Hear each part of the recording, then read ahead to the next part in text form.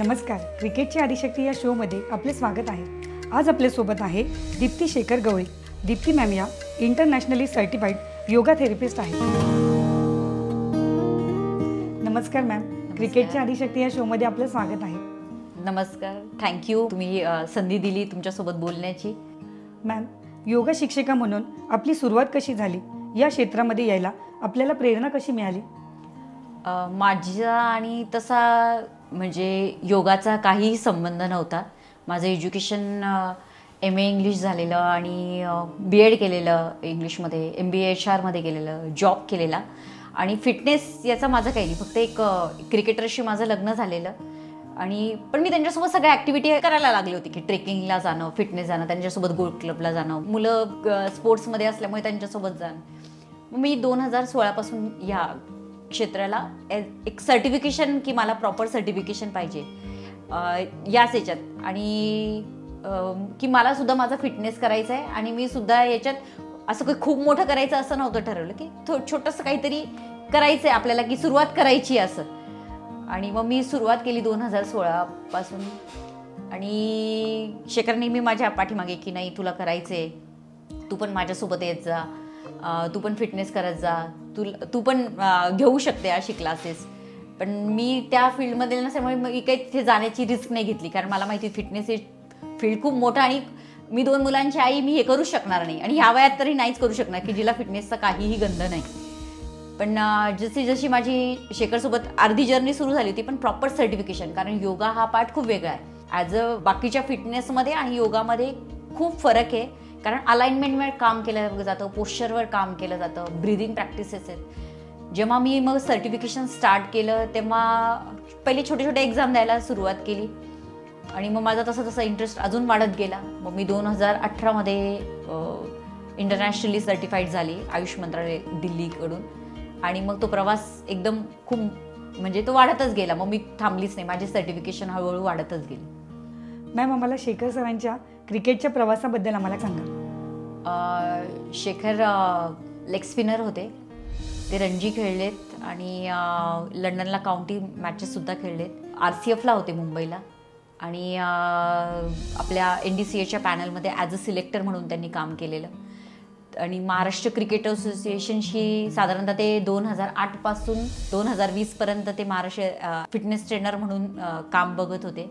Maharashtra cricket association आहे त्याचे member होते ते आणि शेखर असे एकमेव मेंबर होते NDCAचे की जे स्वतः रणजी खेळलेले आहेत आणि क्रिकेटची जर्नी त्यांची लहानपणापासून जी सुरू होती त्या म्हणजे खूप वेगवेगळ्या प्रकारचे, पण जी महत्त्वाची आहेत रणजी, काउंटी, मुंबईचे RCF, यामधून त्यांना एकदम त्यांचा क्रिकेट हा पूर्ण त्यांचा लाईफच चेंज झालेली ह्या करिअरमुळे।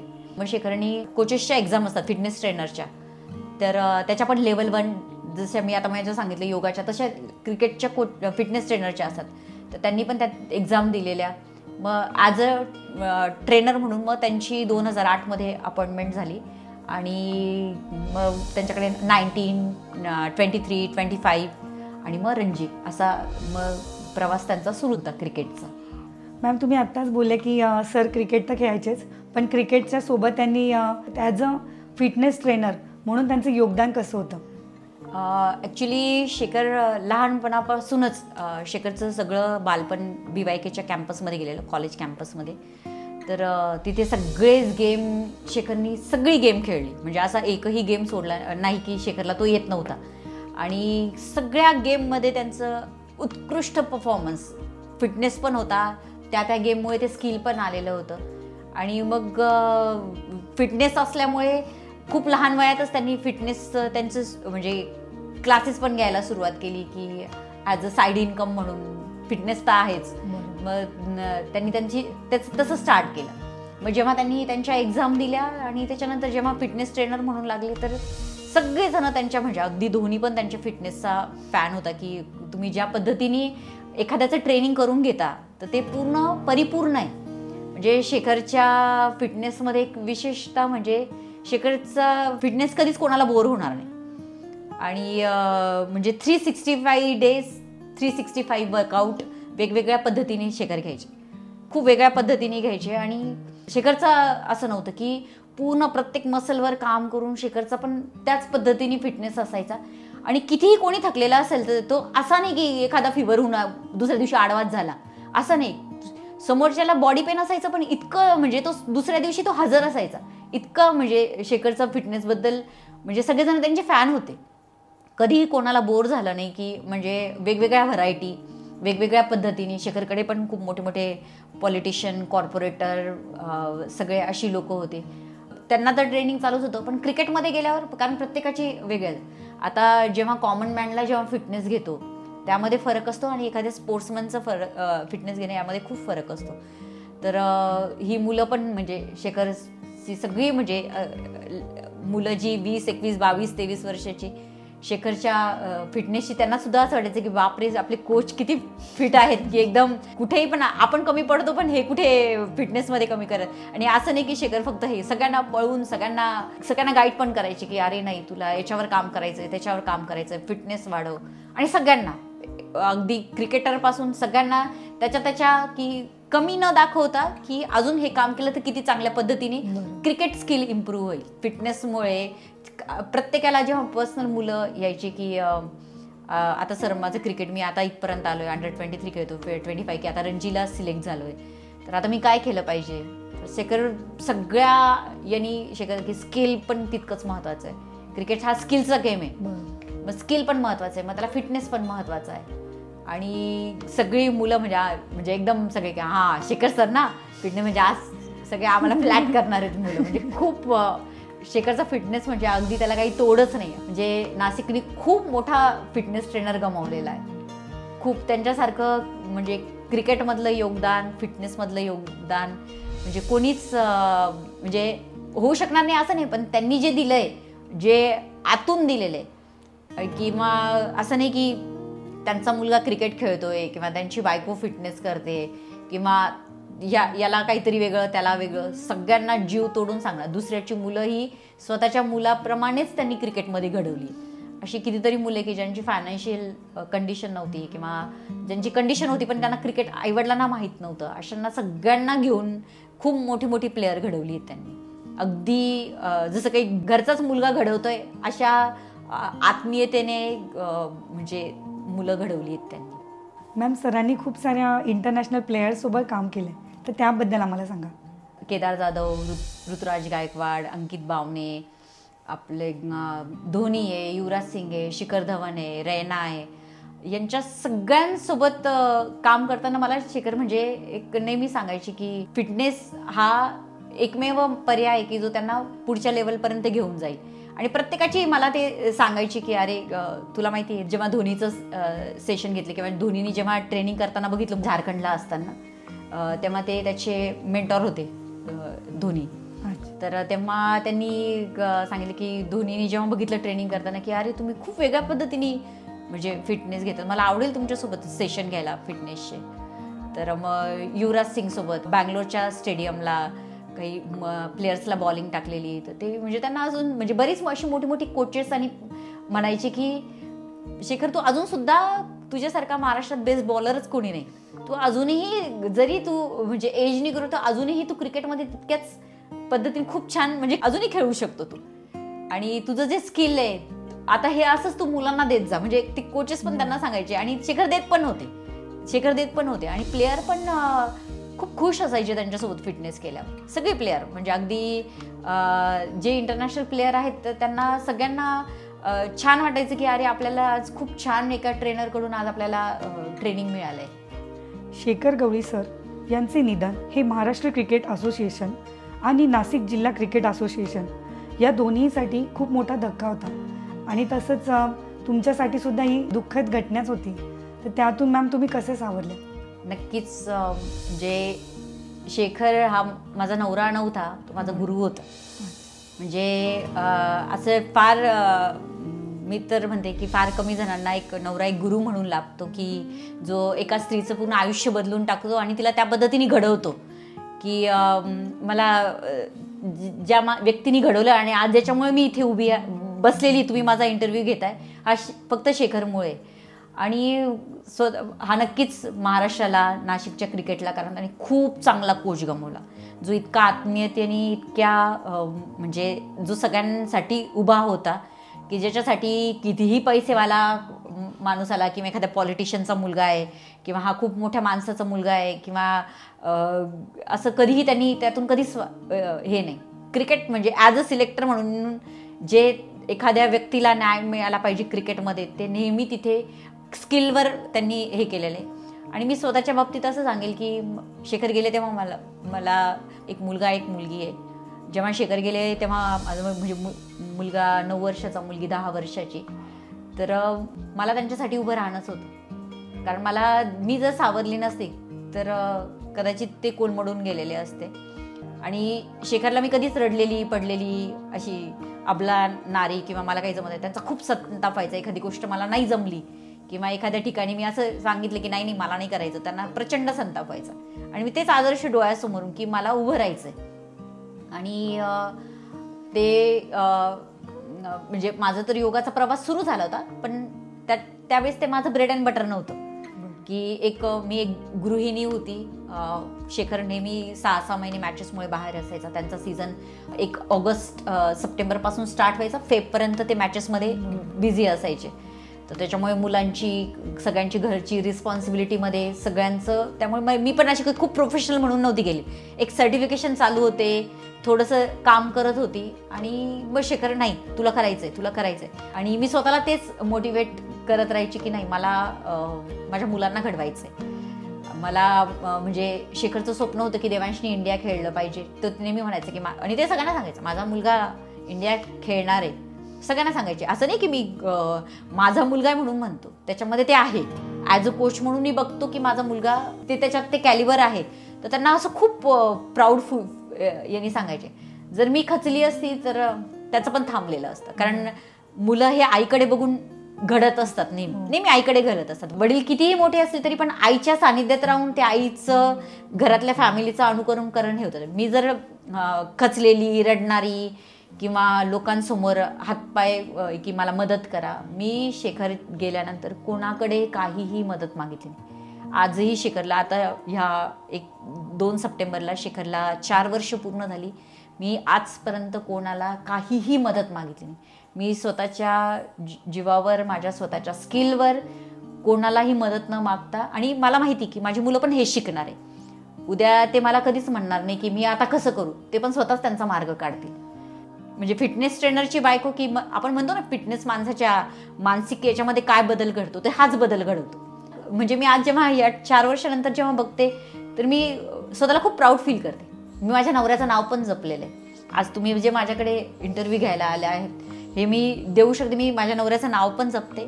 माझ्या तुम्ही ज्या याच्यात बसले माझ्या क्लासेसचे नावच आहे शेखर गवळी योगिक थेरपी सेंटर. की मी ते माझं नवऱ्याचं पण नाव मोठं करते, मी स्वतः पण मोठी होते, माझ्या मुलांनाही मोठे करून त्यांना संस्कार पण घडवते. तर हे शेखरकडून शिकलेली, माझ्या योगाच्या जर्नीमधून शिकलेली. आणि मला हेच की आज जर मी समाजात, आपण प्रत्येक व्यक्ती एक समाजात आदर्श, म्हणजे आपण जर बघितलं जिजाबाईंनी जसं मोठं केलंय शिवाजी महाराजांना, तसंच मी तर म्हणजे नेहमी म्हणते की शहाजी गेलाय, शिवाजी मी घडवणार आहे आता. आणि मी अजून सुद्धा मला खूप माझे हे, पण मला माहिती की माझी मुलं खूप लहान आहेत. मला खूप ऑपॉर्च्युनिटीज आहेत. मला पुण्याला अकॅडमीजला बोलवतात. आता मी गोव्याला टीचर्स ट्रेनिंगला सेशन दिले की जिथून पूर्ण भारतातून योगा टीचर्स आले होते. त्या टीचर्सला मी ट्रेनिंग देते आता. असे मला माहिती की मला माझी पण फिटनेस जर्नी अशीच ठेवायची. ते तर नाही आज अस्तित्वात, पण मी ती जर्नी पुढे अशीच कंटिन्यू करणार आहे. आणि मी माझ्या मुलांनाही सांगितलं आपल्याला हा सोडायचा नाही आहे प्रवास. आपल्याला माझ्या येणे तुमच्या येणे हा प्रवास असंच अखंड चालू ठेवायचा आहे. सरांच्या खेळातील शिस्त, फिटनेस आणि प्रशिक्षण पद्धतीबद्दल काही खास आठवणी किंवा काही किस्से आहे का? शेखर फिटनेसचे अगदी वेडे होते. म्हणजे कितीही ट्रॅव्हलिंग झालेलं असेल, कितीही हेक्टिक जर्नी असेल, तर त्यांच्या पूर्ण भारतभर त्यांच्या कधी बँगलोरला, कधी ओरिसा, चंदीगड, भारताच्या वेगवेगळ्या टोकांना मॅचेस असायच्या. आणि 15-15 दिवसानंतर ते नाशिकमध्ये, कधी म्हणजे 15-15, 16-16 तास प्रवास होऊन ते नाशिकमध्ये यायचे. असं किती वेळा झालं की शेखर अगदी सकाळी 4ला 5ला पोहोचले तर मग ते म्हणायचे आता काय झोपायचं का. ते ब्रश केला, ग्रीन टी घेतली की लगेच ते ग्राउंडवर निघून जायचे त्यांचे. त्यांची लगेच फिटनेस लोक वाटच बघायची की आता शेखर सर आता 3-4 दिवस नाशिकमध्ये आहेत, म्हणजे आपला फिटनेस असेल आता. आणि लोकही त्यांची आवर्जून म्हणजे त्यांचे काही स्टुडंट असे की शेखर 4 महिने नसायचे, पण ते 4 महिने कुठल्याही अकॅडमीला जॉईन व्हायचे नाही. ते म्हणायचे आम्ही काही पण करून घेऊ सर तेवढ्या याच्यात, तुम्ही येत जा आणि आमचा फिटनेस घेत जा. आणि शेखरला फिटनेसच्या बाबतीत म्हणजे खूप मोठं की हा खूप मोठा होता म्हणून त्याला त्याच्या येणे शेखरला अजिबात चालायचं नाही. माझ्या बॅचमध्ये बसलाय म्हणजे तू किती मोठा माणूस बसलेला असो, ते एकदम शिस्तप्रिय त्यांच्या याच्यात की कोणी मोठा नाही कोणी छोटा नाही.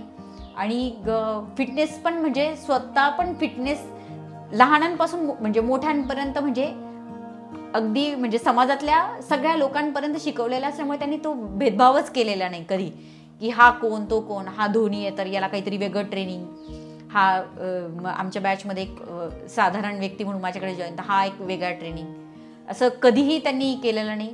प्रत्येकाला त्या लेवलना त्याची लेवल बघून शेखरनी नेहमी फिटनेस घेतलेला आहे. आणि अशी पण लोक आहेत, असंच शेखरचं फिटनेसच्या याच्यात सांगेल की शेखर सायकलिस्ट पण होते. नाशिक टू पंढरपूर जी सायकलवारी आहे ती सुरू करण्यात शेखरचं खूप मोठं योगदान होतं. हरीशभाई साहेब शेखर यांनी सुरू केलेली होती.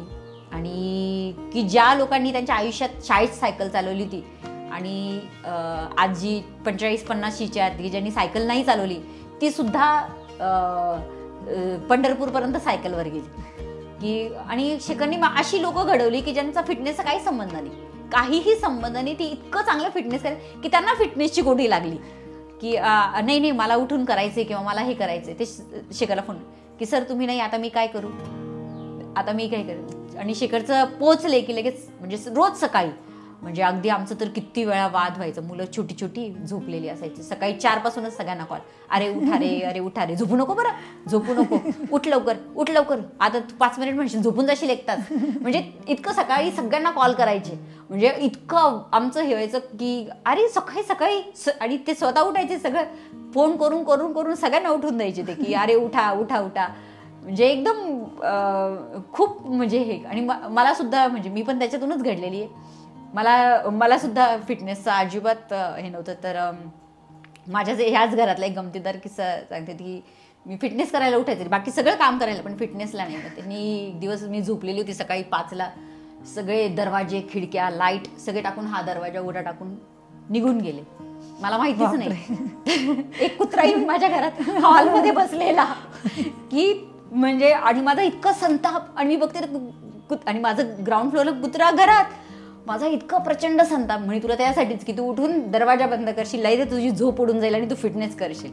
आणि ते मला नेहमी सांगायचे ते काहीच करू नको, फक्त 5 सूर्यनमस्कार करायचं, तुला नाही होत ना 5च सूर्यनमस्कार करत जा, असं करत जा. आणि खूप सांगायचं. म्हणजे एखादा नवरा फिटनेसची गंमत म्हणजे एखादा नवरा नवीन लग्न झाल्यावर बायकोला साडी घेऊन देईल किंवा काहीतरी हे घेऊन देईल. माझ्या नवऱ्याने मला पहिले शूज घेऊन दिले, सगळ्यात पहिले गिफ्ट शूज, की तू वॉक करायला जात जा. म्हणजे आणि मी त्या फील्डमधले, मला इतकं म्हणजे असं काय. आणि एक असं असतं ना की मी तेव्हा खूप बारीक होती, एकदम बारीक. आणि की मला काय गरज आहे फिटनेसची, मी ऑलरेडी बारीक आहे, अजून किती बारीक व्हायचं हे करायचं. आणि मग नंतर 2 मुलं ना, ते एकदम सडनली ड्रास्टिक चेंज, मी एकदम झाड. मग मला लोक टोमणी मारायला लागले, एवढ्या मोठ्या फिटनेस ट्रेनरची बायको तू, आणि अगं तू काहीतरी ट्रेनिंग घेत जा शेखरकडून. म्हणजे लोकच मला नंतर म्हणायला लागले की अरे तुला गरज आहे, ट्रेनिंगची गरज आहे.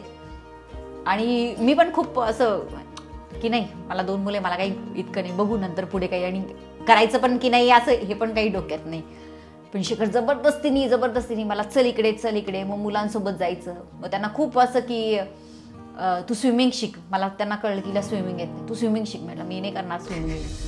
मग ते सोडून दिलं. मग मुलांना बॅडमिंटन, मग त्यांनी मकरंद सरांकडे शिवसत्तेला स्लॉट बुक केला दुपारी 3 वाजता, की कोणीच नसतं त्यावेळेस. मला बॅडमिंटन पण येत नव्हतं, माझा स्पोर्ट्सचा दूरपर्यंत संबंध नाही. मग आम्ही 2 मुलं आणि आम्ही 2 जण दुपारी 3 ते 4 शिवसत्तेला जवळपास 2 ते 3 वर्ष आम्ही बॅडमिंटन खेळायचो. आणि खूप म्हणजे आमचं मग प्रत्येक फिटनेस करताना आमचं मला वाटायचं की मुद्दामून छळतात ते मला. म्हणजे बॅडमिंटन खेळताना पण एक शॉट टाकतील, एक लॉंग टाकतील, पळ इकडे तिकडे. म्हणजे इतकं अक्षरशः आमचं तिथेच भांडण होऊन जायचं की हे काय असं, मला ते टॉर्चर आहे. म्हणजे मला असं वाटायचं की मलाच एकटीला म्हणजे असं करतात की काय फिटनेस, आणि जेव्हा त्या फील्डबद्दल ज्ञानच नाही तर ते टॉर्चरच वाटायचं की हे काय असं की याला काय म्हणजे असं नाही. आणि मी उगाच एखाद्याला करायचं नसतं की त्याला खूप एक्सक्यूज नाही, आणि एक्सक्युजेस खूप असतात. मुलांचे एक्सक्यूज, फॅमिलीचे एक्सक्यूज की नाही मला तर खूप स्वयंपाक करायचा आहे आणि हे येणार आहे, आता तर हे सण आहे, किंवा मला हे शाळेत जायचं आहे, किंवा भरपूर एक्सक्युजेस असायचे माझे त्या बाबतीत. पण त्यांच्यामुळे हळूहळू माझी फिटनेसची म्हणजे खूप प्रत्येक जण असे, आणि म्हणजे असे माझ्याकडे काही डॉक्टर येतात आणि ते एक पण सांगितले की एकदा आम्ही फिटनेस करत होतो, माझी शूची लेस निघून गेली म्हणे, आणि आमचं फिटनेस सेशन चालू होतं. शेखर सर स्वतः बसले म्हणे आणि माझ्या शूजची लेस बांधली. त्या डॉक्टर आणि म्हणे आम्हाला असं वाटलं म्हणे एवढा मोठा माणूस, आणि की हा चक्क कोणाची पण शूले दिसली तर तो पण सुद्धा बांधून देतो, याला कुठल्याही प्रकारचा असा गर्व नाहीये. आणि शेखरचे मित्र पण सगळं म्हणजे अगदी माझ्या घरी कोणी आलं सगळ्या प्रकारचे मित्र, सगळ्या प्रकारचे लोक त्यांच्या सानिध्यात राहणारे, पण कधीच त्यांच्यामध्ये की म्हणजे त्यांना तो गर्वच नाही. म्हणजे अक्षरशः अशी शाळेमध्ये पण किस्से आता की पॅरेंट्स मिळे ना की मुलांचे जे फ्रेंड्स आहे ते काय ग तुझे मिस्टर काय म्हणजे असं जर ते भेटले काय करता सर तुम्ही, काय नाही.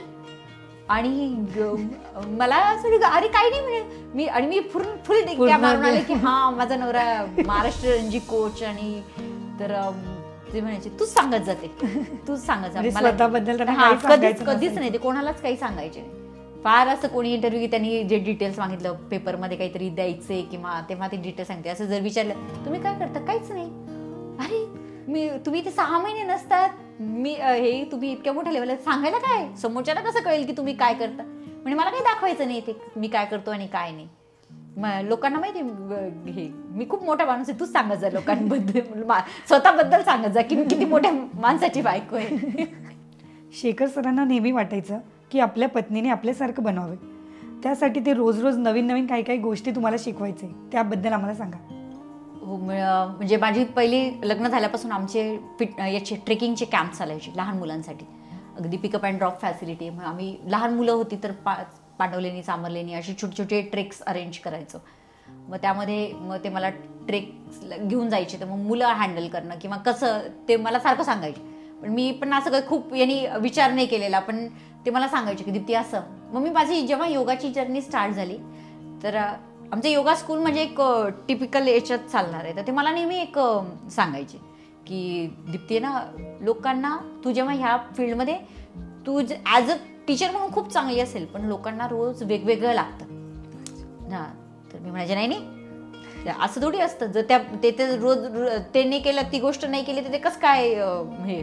ते म्हणे नाही सायकोलॉजिकली फिटनेस म्हणून जरी ती गोष्ट खूप गरजेची असेल, पण लोकांना व्हरायटी लागते, तुला तो व्यक्ती टिकून ठेवायचा आहे.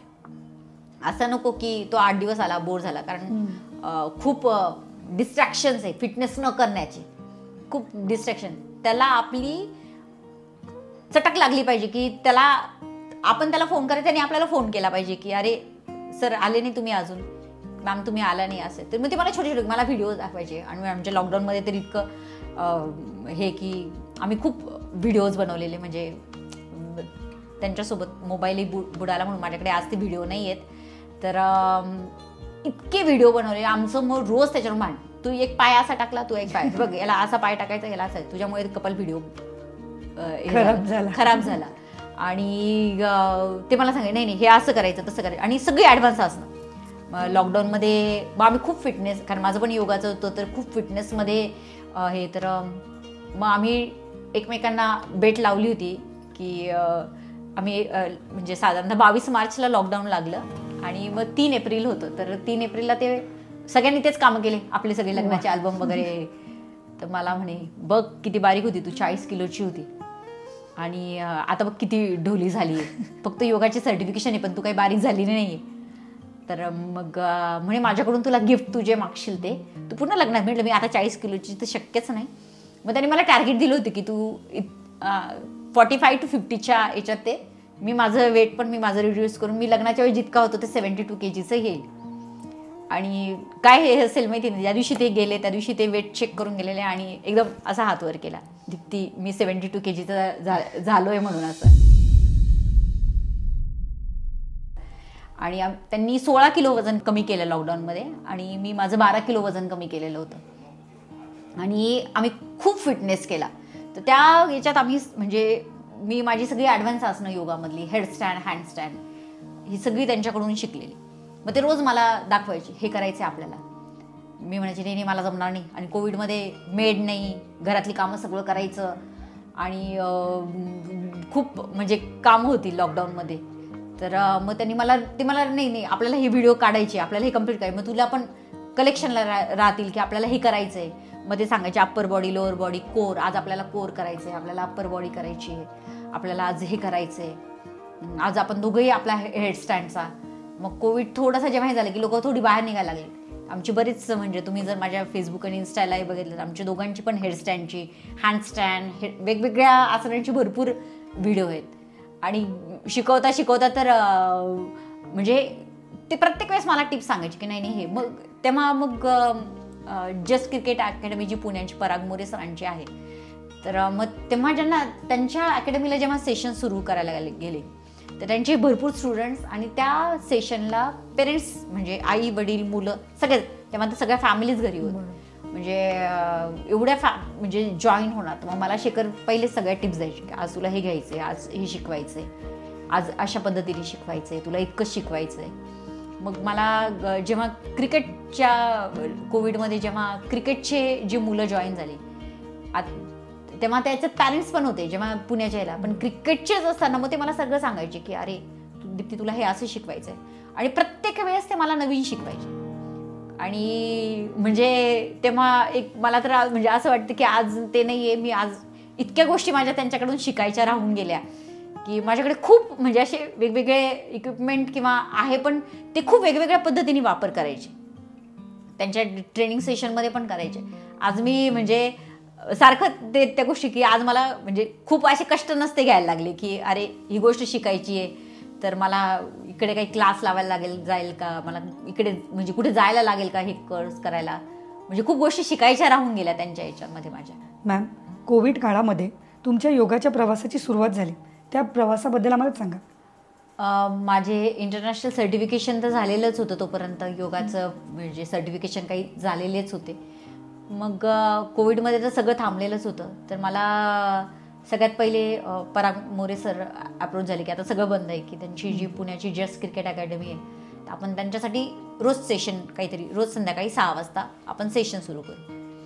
आणि मग त्यांच्या याच्यावरून त्यांनी ऑनलाईन म्हणजे तो माझ्या आयुष्यातला पहिला होता की मी कॅमेरासमोर असा बॅचेस घेणं वेगळं आणि कॅमेरासमोर शिकवणं हा खूप वेगळा म्हणजे वेगळा एक्सपिरियन्स होता.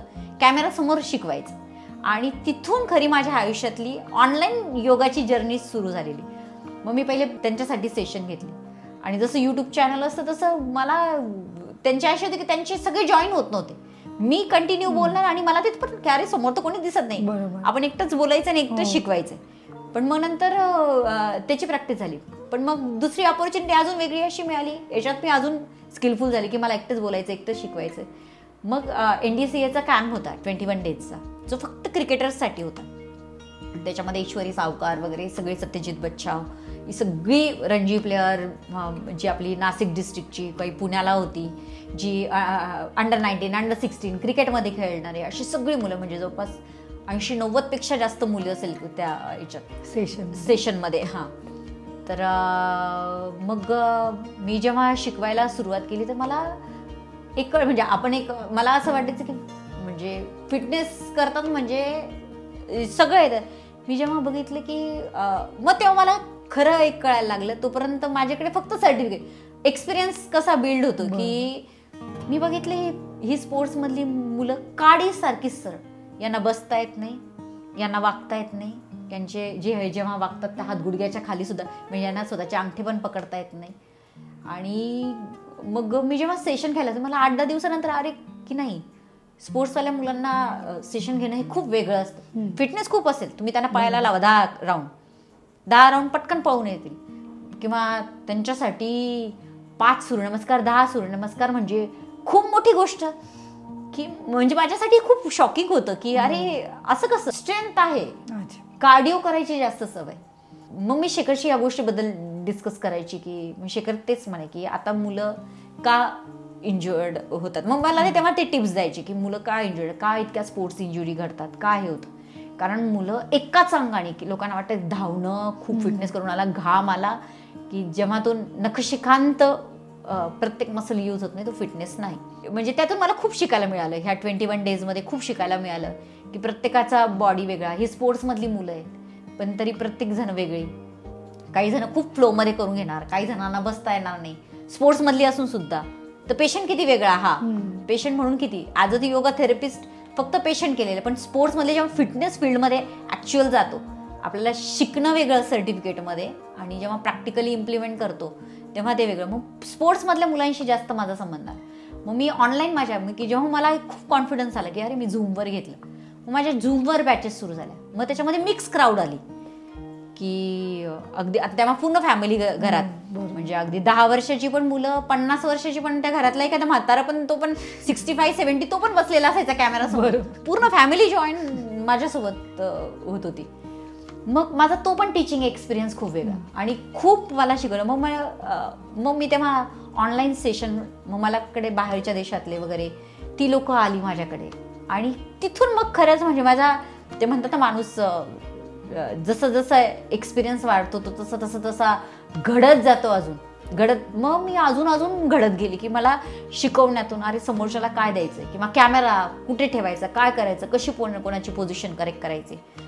आणि त्या याच्यातून म्हणजे आज 4 वर्षात इतकी की एखाद्याचा माझ्याकडे इतकी बाहेरच्या देशातली आहेत, कोविडपासूनची आहेत, कोणाचा बोट जरी वाकडा पडला तरी माझं लक्ष असतं. म्हणजे तुम्हाला माझा एकही स्टुडंट म्हणणार नाही की मॅडमचं लक्ष नव्हतं. मला तर खूप फोन करतात की तुम्हाला कसं दिसेल ना मी ऑनलाईन करते, तर मग तुम्हाला कसं दिसेल की माझं काही चुकलंय का. आणि मग मी खूप शिकत गेली. आणि कोविडच्या काळात कारण माझं पण थांबलेलं, तर माझे पण सर्टिफिकेशन चालूच होते. मग मला आता सध्या पण मला स्वतःला 2 ट्रेनर आहे. माझा एक ट्रेनर US ला असतो, एक रुमानियाला असतो. म्हणजे अजून पण तुम्ही? हो, मी शिकतेच. माझी प्रॉपर INR प्रॅक्टिस चालते. तर मी हे सगळं कोविड काळात मला म्हणजे म्हणतात ना तुम्ही टेक्नॉलॉजीला ॲक्सेप्ट करा. म्हणजे आज पण मला कोणी म्हणतं ना की ऑनलाईन काही नसतं त्याला काय कोणी, तर मी म्हणजे पूर्ण मी तर म्हणते तुम्हाला जमत नाही, तुम्ही कुठे जाऊ शकत नाही, तर ऑनलाईन सारखं उत्तम झालं जे तुम्हाला कुठेही जायचं नाही, काहीच वेगळं माध्यम की तुम्ही कुठेही जाऊ शकत नाही ना, तर तुम्ही हे करू शकता. आणि मी इतक्या गोष्टी शिकली कोविड काळात की आपलं म्हणजे आपण टेक्नॉलॉजीनी खूप समृद्ध पण होऊ शकतो चांगल्या पद्धतीने. म्हणजे लोकांना खूप वाईट पण वळण लागले की अजून पण कोविडमध्ये जे रील बसले ते अजून पण 3-3, 4 तास रीलच बघतात, अजूनही रीलच बघतायत, अजूनही मोबाईलमध्येच हे झालेले. आणि जर तुम्ही म्हणता ती टेक्नॉलॉजी चांगल्या पद्धतीने वापर करत गेले तर खूप. आणि आज माझ्याकडे तुम्ही माझ्या इंस्टाग्रामला बघितलं, फेसबुकला बघायचं, आता माझ्या बऱ्याच रीलला, आता एका रीलला 100K व्ह्यूवर्स झाले. तर असे की नाही तुम्ही टेक्नॉलॉजी खूप लोकांपर्यंत पोहोचू शकता. जसं तुमचं यूट्यूबचं की खूप तुम्ही समृद्ध होतं. तर मला हे कोविड काळात खरं ऑनलाईन किंवा ह्या मीडिया किंवा सोशल मीडिया काय काम करतो हे मला खरं ज्ञान दिलं कोविड काळ हा. म्हणजे मी कधीच विसरणार नाही की ज्यांनी मला खूप समृद्ध केलं आणि खूप शिकायला मिळालं मला त्याच्यामधून. आणि आजही मी त्या याच्यातून सतत शिकत असते की जिथे आपण जाऊ शकत नाही. कारण मला माहिती मी प्रत्येक वेळेस उठसूट बँगलोरला किंवा उठसूट नाही निघू शकत, तर माझ्याकडे हा एक वे आहे की मी खूप शिकू शकते. मॅम तुम्ही आत्तापर्यंत योगाचं जे काही शिक्षण घेतलं आहे त्याबद्दल आम्हाला सांगा. मी 2016 पासून ही जर्नी स्टार्ट केली. मी सगळ्यात पहिले मी डिप्लोमाला ॲडमिशन घेतलं, डिप्लोमा केला, मग मी पोस्ट ग्रॅज्युएशन केलं योगामध्येच, MA केलं. मग जेव्हा मोदी सरकार जेव्हा हे आले तर भारत हे सगळं म्हणजे वर्ल्डमध्ये योगाचं मेन ठिकाण आहे की जिथून हा ऑथेंटिक योगा शिकवला जातो. मग योगाचं नाव आंतरराष्ट्रीय दर्जावर आयुष मंत्रालयाने एक सगळ्या संस्थांचा अभ्यास करून एक एक्झाम केलेली. मग त्याला अभ्यासक्रम YCB QC आहे, क्वालिटी काउन्सिल ऑफ इंडियाचं आहे, असं म्हणजे आहे आयुष मंत्रालय सर्टिफिकेशन आहे. तर मग मी त्यासाठी म्हणजे ही परीक्षा म्हणजे UPSC सारखी तुमचा ऑब्जेक्टिव्ह टाईप क्वेश्चन होणार, इंटरव्ह्यू होणार, प्रॅक्टिकल एक्झाम होणार, असं सगळं हे असते. आणि तसंच तुम्ही अभ्यास करायचा, ती एक्झाम झाली तर पास, नाही तर तुम्ही तुमचं म्हणजे म्हणजे मग पुढे हा ते मग परत करू शकणार का नाही? करू शकतो, पण मग म्हणजे त्याला त्याच्या फॉर्मची फीस पण इतकी त्यावेळेस असं वाटायचं की अरे बापरे म्हणजे आयुष्यमान आणि पुन्हा पुन्हा एवढा अभ्यास करायचं हे नाही, कारण त्याला खूप वास्ट सिलेबस, म्हणजे अगदी वेद उपनिषद आपल्यापासून तर ॲनाटॉमी फिजिओलॉजी, त्याच्यामध्ये तुम्ही स्पीच, समजा तुम्हाला कुठे बोलवलं ॲज अ स्पीकर म्हणून योगावर बोला, तुम्ही वेगवेगळ्या, आता समजा तुम्ही आता मला जसं इंटरव्ह्यू योगा आणि क्रिकेटबद्दल बोला, योगा आणि स्पिरिच्युअलिटी बद्दल बोला, योगा आणि आरोग्याबद्दल बोला, डाएटबद्दल बोला, तर योगाच्या यांनी तर असं आम्हाला ट्रेनिंग दिलेलं की तसा अभ्यास करायचा, वेद उपनिषदांचा, भगवद्गीता, सगळ्या धर्मांचा, बुद्धिझम, ख्रिश्चन, मुस्लिम, सगळ्या धर्मांचा अभ्यास, किंवा तुम्हाला सगळ्या प्रेयर्स आल्या पाहिजे, तुम्ही तुमचं ॲनाटॉमी फिजिओलॉजी आली पाहिजे, तुम्हाला सगळा प्रत्येक शरीराचा पार्ट कळायला पाहिजे, असं सगळा मोठा असा सिलेबस होता. आणि मी खूप असं की खूप स्ट्रेस घेतलेला की मी शेखरला नाही म्हणायची की मला असं वाटायचं की माझ्या बुद्धीला गंज चढलेला आहे की मुलं झाली, आता खूप मोठा ब्रेक झाला, आणि मी खूप अगदी रात्री जागून की मुलांना सगळं घरातलं दिवसभर आवरून रात्रभर अभ्यास करत बसायची, आणि पुन्हा की मुलांचं रुटीन किंवा घरचं डिस्टर्ब नाही झालं पाहिजे असं हे केले. आणि देवाच्या कृपेने तेव्हा पण मी माझा अगदी पेपर 2018 पेपरमध्ये नाव होतं, आणि तेव्हा आम्ही इंडियातले फक्त 12 जण होतो की जी ही पास झाले होते पूर्ण इंडियातून. आणि मग मी ते केलं, मग मी कोर्सेस, मग बिहार स्कूल ऑफ योगा आहे, बिहार स्कूल ऑफ योगाचा केला मुंगेर, त्यांचे कोर्स केले, बँगलोर एस व्यासा विवेकानंद त्यांची जी आहे संस्था, त्यांचे एस व्यासांचे कोर्सेस केले. मग मला अजून गोडी वाढली की मला ट्रेनर माझे सर होते त्यांच्याकडे, मग मी प्रॉपर अयंगार प्रॅक्टिशनर, मग मी त्याची प्रॅक्टिस सुरू केली. मग मी जेव्हा या याच्यात मी सगळ्यांचा अभ्यास केला, म्हणजे भारतातल्या सगळ्या संस्थांचा अभ्यास करत मग मला योगविद्याधाम जे नाशिकचं आहे त्यांची मी पण म्हणजे त्याचा पण अभ्यास केला. मग मला लक्षात आलं की अरे प्रत्येक स्कूल सगळे छान शिकवतात, पण प्रत्येकाचं एक विशेष याच्यावर भर आहे. योगविद्याधाम वेगळं शिकवतं, बिहार स्कूल ऑफ योगा वेगळा शिकवतो, यस व्यासा वेगळ्या याच्यावर शिकवतो, अयंगार प्रॅक्टिस म्हणजे प्रॉपर त्यांचं आसनं, बिहार स्कूल ऑफ योगा त्यांचा क्रिया योग प्रत्येकाचा वेगळा आहे, म्हणजे किंवा योगविद्याधाम यांची होल्डिंगचे आसन. मग मला ह्या याच्यातून मग मी हे सगळे की मला प्रत्येक याच्यात गोडी लागली की नाही. आणि असं नाही की मी कुठल्याही संस्थेशी, असं म्हणतात ना की गुरु असा होता एकाच त्याला धरून हे कर, पण मला जेव्हा योगामध्ये की मी आज एखाद्याला योगा शिकवते, तो 10 ठिकाणी नाही जाऊ शकणार, तर माझं काम आहे त्याला सगळं एकाच ठिकाणी द्यायचं. माझ्याकडे जो व्यक्ती येईल त्याला सगळ्या गोष्टीचं ज्ञान पाहिजे. उद्या त्याला म्हणजे त्याला विचारलं का रे तुझ्या योग क्लासमध्ये हे शिकवलं का तुला ते माहिती पाहिजे की हो मला हे माहिती आहे ना, आम्ही हे केलेलं आहे. मग मी हे सगळे कोर्सेस करत मला म्हणजे सगळ्यांचे सर्टिफिकेशन करायचे, काही ठिकाणी जाणं झालं काही ठिकाणी नाही, पण कंटिन्यू प्रॅक्टिसमध्ये सर्टिफिकेशन घेऊन ही जर्नी म्हणजे असंच कंटिन्यू. आता पण जिथे पण मला असं कळलं की हा कोर्स आहे किंवा काही ॲनाटॉमी फिजिओलॉजीबद्दल काही स्पेसिफिक हे असतात, काही क्लिन्झिंग प्रोसेसबद्दल असतात, काही प्राणायामाशी असतात, अजूनही मी कंटिन्यू शिकत असते आणि ते सगळं माझ्या स्टुडंटलाही शिकवत असते. कारण असं नाही की कुठून तरी बघून कोणाचं तरी काही करून एखाद्याला शिकवून द्यायचं, कारण ही प्रॅक्टिस तशी नाही की तुम्ही एखाद्या गुगलवर टाकलं की हा प्राणायाम कसा करायचा आणि हे, तर तुम्ही व्हिडिओ वगैरे बघून काही प्रॅक्टिसेस तशा नसतात. तर म्हणून मग मी प्रॉपर ऑथेंटिक सगळ्या जे त्या फील्डमधले एक्सपर्ट आहे किंवा त्या गोष्टी त्यांना चांगल्या पद्धतीने जमतात असेच सगळं करून झालं. आता ते ॲनाटॉमीबद्दल बोललं ते नक्की काय असतं? ॲनाटॉमी आणि फिजिओलॉजी म्हणजे ॲनाटॉमी म्हणजे आता जर ॲनाटॉमी फिजिओलॉजी आली, समजा समोरच्याला सायटिका झाला, एक्झॅक्टली काय झालं, व्हेरिकोज व्हेन झाल्या, एखाद्याला बीपी लो आहे, बीपी हाय, तर म्हणजे मग आम्हाला योगिक याच्यामध्ये असं की याचा कोणता कोश खराब आहे किंवा याला कशामुळे लागलं. आता काही जणांचं मनोमयच कोश खराब आहे, ते कायम रडतच असतात, सायकोलॉजिकली इल असतात म्हणून त्यांना अर्ध्या व्याधी लागतात, काही जणांना त्यांच्या लाईफस्टाईलमधून लागतात. मग ॲनाटॉमी आणि फिजिओलॉजीमध्ये म्हणजे तुम्हाला पहिले सगळे शरीर 9 सिस्टीम ज्या आपल्या आहेत, रेस्पिरेटरी, सगळ्या रिप्रोडक्टिव्ह सिस्टीम सगळ्या ज्या कळेल. आता माझ्याकडे वेगवेगळ्या म्हणजे आता PCOD आहे, PCOS आहे, एखादा सांगतो मला PCOD आहे, एखादा सांगतो PCOS आहे, कोणी म्हणतं युट्रस काढलं म्हणजे लेडीजचे जेवण, कोणी आता माझ्याकडे PCODचे वेगवेगळे, एक असे पण आहे PCOD की एकदम काडीसारखे बारीक एक असे आणि की एकदम जाड आहे. हा एक एकदम 100 किलोचे आहेत.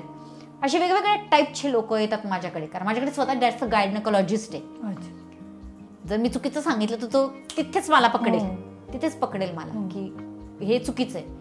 आता माझ्याकडे माझा प्रिनॅटल योगा पण खूप आहे. माझं बँगलोरला SVS म्हणून त्याचं हे, माझ्याकडे बऱ्याच डॉक्टर्स वगैरे स्पेशली प्रेग्नन्सी योगासाठी येतात. अशा वेळेस समोरच्याला कुठे बसवायचं आणि काय केलं, म्हणजे त्याला 4थ्या महिन्यात काय प्रॅक्टिस द्यायची, 5व्या महिन्यात काय प्रॅक्टिस द्यायची, 9वा चालू आहे आता, तो 8 दिवसात डेट आली जवळ, तर मग तेव्हा त्यांच्याकडून काय करून घ्यायचं की मेन मी सगळ्यांना सांगते की मेन आपलं आहे की नॉर्मल डिलिव्हरी. पण त्याला काही हे नाही की त्यावेळेस काही प्रॉब्लेम झाला तर आपल्याला सी सेक्शनला आपण रेडी असलं पाहिजे. ते पण स्वतः काही, आणि भरपूर डॉक्टर असल्यामुळे ते पण त्यांना माहिती असतं. पण मला हे शरीराचं ज्ञान हे खूप म्हणजे खूप महत्वाचं. म्हणजे लोकांना काय वाटतं योगा म्हणजे फक्त एक्सरसाइज म्हणून शिकवल्या जातात, असं नाहीये. योगाचं खूप म्हणजे आम्हाला 100 मार्काचे पेपर फक्त डाएटवर, 100 मार्काचा पेपर फक्त थेरपीज, मड थेरपी, रेकी शिकवली जाते, सगळ्या थेरपी, तो पेपर वेगळा असतो. मसाजचे की फ्रॅक्चर पेशंट आला तुम्ही कसा मसाज आहे, जर एक पेशंट आला तर मग तुम्ही त्याला तुमचं सगळंच काम आहे, त्याला सगळंच द्यायचं, मसाज पण द्यायचा, त्याला रेकी पण द्यायची, त्याला काउन्सिलिंग पण करायचं, तुम्ही त्यांना प्राणायाम पण शिकवायचा, आसनं पण करून घ्यायची, सगळं त्याचा सगळाच प्रॉब्लेम म्हणजे एक पेशंट म्हणून येत. मग हे सगळं अॅनाटॉमी आणि फिजिओलॉजीमुळे कळतं की शरीराचं ज्ञान असलं पाहिजे. कारण योगामध्ये तर आर्ट्समधले स्टुडंट, कॉमर्समधले स्टुडंट, 10वीला शिकलेलं, आणि ते तेवढं लक्षात राहिलं म्हणजे मग प्रॉपर कळायला लागतं आपलं शरीर, आपल्याला कळायला लागतं की हां. मग डिसीज पण तितके कळायला लागतात. म्हणजे मी इतके पार्किन्सन्स आहे की काय होतं, माझ्याकडे मल्टिपल स्कोलायसिस, म्हणजे माझ्याकडे तर मल्टिपल स्कोलायसिस म्हणजे मला माहिती पण नव्हतं की असं काहीतरी होतं की अचानक डोळे वेगळे जातात आणि ते लंगडे होऊन जातात. एकदम माझ्याकडे खूप मोठे हे, तर त्यांच्या बायकोचे अचानक डोळे गेले.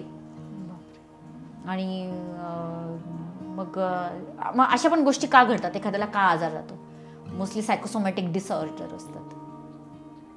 आणि एखाद्याला जर प्रेग्नन्सी राहत नसेल तर त्याच्यासाठी पण तुम्ही येस माझ्याकडे त्या मुली तर खूप आहेत. आता तर कमीत कमी 8-10 मुली आहेत. लग्नाला 6, आता माझ्याकडे इथे समोरच एक राहायची, तिला 6 वर्ष काही नव्हतं, मग ती 3 महिन्यात तिला कन्सिव्ह झालं. मॅम, आजकाल खूप सारे जण योगासनं करतात, योगाचे खूप सारे प्रकारही असतात, पण त्याबद्दल म्हणजे ॲटलिस्ट लोकांना माहितीच नसतं की योगासनं नक्की काय आहे, त्याबद्दल आम्हाला सांगा. मी म्हणजे स्वतः जेव्हा सगळ्या योगाच्या ज्या स्कूल आहेत त्यांची प्रॅक्टिस करताना, म्हणजे मी सांगितले की प्रत्येकजण वेगळे, कोणी प्राणायामावर भर देतं, कोणी फक्त मेडिटेशनवर भर देतं, कोणी फक्त आसनांवर भर देतं. तर मग प्रत्येक याच्यात खूप वेगळं, म्हणजे अष्टांग विन्यासा फ्लो, हाठी योग, विन्यासा योग, यीन योग, आता तर खूप काय म्हणजे हॉट योगा, बिअर योगा, खूप खूप खूप खूप काही निघाले, काही तर ते स्वतःहूनच नावं जोडून दिलेले आहेत. तर प्रॉपर योगाची म्हणजे हाठी योग प्रॅक्टिस, हाठी योग, अष्टांग विन्यासा योगा फ्लोमध्ये केला जातो, हे आसनं फ्लोमध्ये केली जातात. आणि मेन म्हणजे मग आता सगळ्यात मेन म्हणजे मग योगामध्ये प्रॉप्स, की जसे मेन प्रॉप्स याच्यासाठी यूज केला जातो की एखाद्या व्यक्तीला जी गोष्ट करता येत नाही तर त्यांनी असं नाही म्हणायचं की आता तुम्ही चेअरवर बसलेले आहे आणि तुम्ही नाही करू शकत बसून प्रॅक्टिस, किंवा एखादा माझ्याकडे एक आला की 70ला आला की माझे गुडघे गेले, मी खाली नाही बसू शकत, तर मी मला त्याचा चेअरवर पण योगा घेता आला पाहिजे. या चेअरवर कमीत कमी 500 आसनं होतात ह्या एका चेअरवर. मग एखाद्याचा स्पाईन हे करायचं, तर मग माझ्याकडे व्हील आहे, ब्लॉक्स आहेत की एखाद्याचा पाय हात नाही जमत, त्याला ब्लॉक्सनी सपोर्ट द्यायचा. माझ्याकडे लोड आहे, म्हणजे आपलं डिप्लोस्टोम लोड आहे, माझ्याकडे रोप आहे, एरियल आहे. तर मग अशी वेगवेगळ्या पद्धतीने प्रॅक्टिस केली जाते. आणि प्रत्येक याच्यात तो पार्ट हे हेडस्टँड बेंच आहे की जर एखादा आला की ज्याला सर्वायकल आहे, त्याला हेडस्टँड शिकण्याची खूप इच्छा आहे पण तो नाही करू शकत आहे, किंवा डॉक्टरने सांगितले की नाही हे करायचं, तर मग आम्हाला जी गोष्ट नाही सांगितली करायला ती आम्ही प्रॉप्सच्या माध्यमातून करून घेतो, की पेशंटला ॲज अ थेरपी म्हणून यूज करतो. की एखाद्याला लंबर स्पॉन्डिलायटिस आहे, सर्वायकल आहे, एखाद्याला व्हेरिकोज वेन्स आहे, तर एखाद्याला नी रिप्लेसमेंट सांगितले, तर अशी जी पेशंट आहे त्यांना प्रॉप्सच्या सहाय्याने त्यांना करून घेतो. म्हणजे माझ्याकडे अशी जे तुम्ही बघताय आता माझ्या घरात जे रोप आहेत की हेडस्टँड आहे, ह्या रोपमुळे हेडस्टँड खूप पटकन होतं. कितीही म्हणजे घाबरट असला, कितीही असेल तरी त्याच्यावर लगेच हेडस्टँड होऊ शकतो. तर मग मग मी म्हणून खूप लोकांना एक्साइटमेंट वाढली की अरे मी करू शकतो. म्हणजे जी गोष्ट आपण करू शकत नाही तर मग मला योगा नाही करू शकत का? आता माझ्याकडे मी बेडवर बसून पण सूर्यनमस्कार घेते, चेअरवर बसून पण सूर्यनमस्कार घेते, फक्त स्टँडिंगमध्ये पण सूर्यनमस्कार घेते, रेग्युलर सूर्यनमस्कार पण घेते, खूप काउंट्स असलेला ज्याच्यामध्ये भरपूर वेळ चालतो होल्डिंग तो पण सूर्यनमस्कार घेते, फास्टमध्ये पण सूर्यनमस्कार घेते. मग सूर्यनमस्कार चुकले का? किंवा तुम्ही वेगळा सूर्यनमस्कार मी वेगळा सूर्यनमस्कार नाही, तर सूर्यनमस्कार नाही चुकले. कोणती स्कूल चांगली किंवा वाईट नाही. तर मग अशा याच्यातून की तुमच्याकडे जो व्यक्ती येतो त्यांनी करणं खूप महत्त्वाचं आहे. जसं मी सांगितलं की आता माझ्याकडे आहेच, माझ्याकडे 74-78 इयर्सपर्यंत आहे. आता मग काहींचं एज कमी आहे पण त्यांना पार्किन्सन्स आहे, तर मग आता त्यांना ऑलरेडी अंगाला मी सांगितलं मल्टिपल स्कोलायसिस आहे, असे काही आहे की ज्यांना नाही हे करतात, मग त्यांना वेगळ्या पद्धतीचा योगा द्यायला. तर हा योगाच्या प्रकारमध्ये असं मग ते योगा करतात म्हणजे काही तो चुकीचा नाही. आणि योगा म्हणजे सर्कस नाही, योगा हा प्रॉपर अलाइनमेंटवर काम करतो. मग आता प्रकारांमध्ये असं जातं की काही स्कूल फक्त आता म्हणजे अयंगारांकडे गेलं ते पण प्राणायाम हे करतात, ब्रिदिंग प्रॅक्टिसेसवर खूप करतात, पण त्यांचं मेन आसन की आपलं शरीर हे अन्नमय कोशातून बनलंय, तर पहिले आसन आलं पाहिजे. म्हणजे आता खूप म्हणजे मला सुद्धा मग त्या गोष्टी खूप पटायला लागल्या की काही जण फक्त मेडिटेशन घेतात, मग त्यांनी नुसतं मेडिटेशननी काय होणार. आता माझ्याकडे आम्ही हा योग शिकतो, आम्ही तो योग, आणि आता ते इतकी मोठी मोठी नावं वापरतात, आम्ही राजयोग शिकतो, ढमका योग शिकतो, असं आणि काहीच होत नाही. म्हणजे समजा आज जर माझा पाय दुखतोय आणि मला मेडिटेशनला बसवलंय किंवा डोकं दुखतंय, मी कसं मेडिटेशन करणार आहे, माझं मनच नाही लागणार. मग पहिले शरीरातल्या व्याधी काढायला लागतील, शरीरातल्या व्याधी काढल्या तर मग मनावर याच्यावर काम होईल. कारण शरीर जर चांगलं नाही, आतून चांगलं नाही, तर तुमचे विचार पण तसेच घाण, तुमचं शरीर पण तितकंच घाण, मग ते नाही होऊ शकत. म्हणून तुम्हाला त्याच्यासाठी पहिले शरीराची शुद्धी करायला लागेल. मग शरीर शुद्धी का आसनाने, कारण टॉक्सिन्स बाहेर फेकले जातात जेव्हा आपण आसन करतो, प्राणायाम करतो, शरीरातली सगळी घाण बाहेर फेकली जाते. तर मग असे हे प्रकार मग विन्यासा फ्लोमध्ये. आता मी माझ्या म्हणजे स्वतःच्या ह्याच्यात सांगेल तर तुम्ही इतके प्रॉप्स बघता, माझं पूर्ण वीकचं शेड्यूल आहे. बॅलन्सिंग होल्डिंग आसन एक दिवस, चेअर योगा एक दिवस विन्यासा फ्लो एक दिवस, वॉल हा प्रॉप म्हणून आसनं करायला की ज्याला वॉलचा सपोर्ट घेऊन कशी आसनं केली जातात, एक दिवस सूर्यनमस्कार असतात, एक दिवस क्लिन्झिंग असतात, प्राणायाम असतात, फेस योगा असतो, सगळ्या गोष्टी कव्हर केल्या जातात की त्या एका महिन्यात तो व्यक्ती असं कुठलीच गोष्ट नसते की त्यांनी ती गोष्ट अटेम्प्ट केली नाही. एक मजा म्हणून आमच्याकडे रील बनवल्या जातात की म्हणजे आठवड्याने की चला आपण आता रील बनवू, आपण मी वेगळं काहीतरी शिकवते, वेगळे फ्लोज शिकवते की जे याच्यामध्ये होणार नाही, तुम्हाला पण काहीतरी वेगळं शिकण्याचा फील होईल आणि शिकणाऱ्याला पण आवडत आणि नवीन काहीतरी. म्हणजे माझ्या याच्यात म्हणजे असं म्हटलं जातं ना की मुलं मोबाईल का खेळतात किंवा कोणी पण मोबाईल का बघतं की त्याच्यामध्ये त्याला खूप वेगवेगळं बघायला मिळतं. तर फिटनेस पण जोपर्यंत त्याच्यामध्ये वेगवेगळं येऊन पण आता मला पण कळतं की प्रॉपर अलाइनमेंट काम करणं खूप गरजेचं आहे. पण जेव्हा एखादा व्यक्ती त्याला काहीही इंटरेस्ट नसेल, त्याचा इंटरेस्ट गेन करणं खूप महत्त्वाचं आहे. माझ्याकडे म्हणजे योगाचे म्हणजे असेच हे सगळे प्रॉप्स केल्यामुळे इंटरेस्ट क्रिएट. एका मुलीने 50 किलो वजन कमी केलं, 50 किलो वजन कमी. हां, आणि 50 किलो वजन कमी करायला खूप म्हणजे इट्स रिअली डिफिकल्ट, खूपच म्हणजे ऑब्व्हियसली त्या डाएट आहे किंवा हे, पण एखाद्याचा तितकं वजन कमी करण्यापर्यंत इंटरेस्ट टिकून राहावा, तर ह्या गोष्टी खूप त्याला सपोर्ट करतात, खूप सपोर्ट करतात. नाशिकमध्ये सगळ्यात पहिले एरियल योगा मी आणलेलं, हे प्रॉप्स सगळे हे आले. पण म्हणजे मे बी मला फायनान्शियल रिसोर्सेस कमी पडले किंवा त्या पद्धतीने, कारण याला खूप जागा लागते.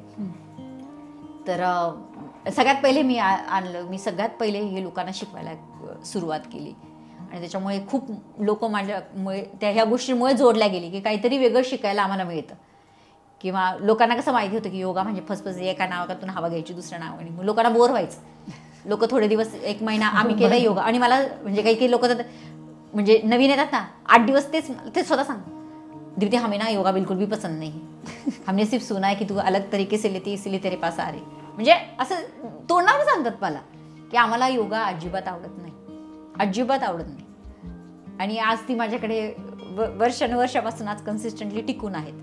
तर असं नाही की खूप काही असं शिकवलं म्हणून खूप ग्रेट, पण जेव्हा तुम्ही म्हणजे हे प्रकार असे की तुमच्या वेगवेगळ्या याच्यावर काम करतात आणि आपल्याला पण वेगवेगळे, एक दिवस आसनं होल्ड केली, एक दिवस विन्यासा फ्लो केला, की खूप वेगवेगळ्या पद्धतीने काम करतात शरीरावर आणि आपला इंटरेस्ट पण टिकून राहतो.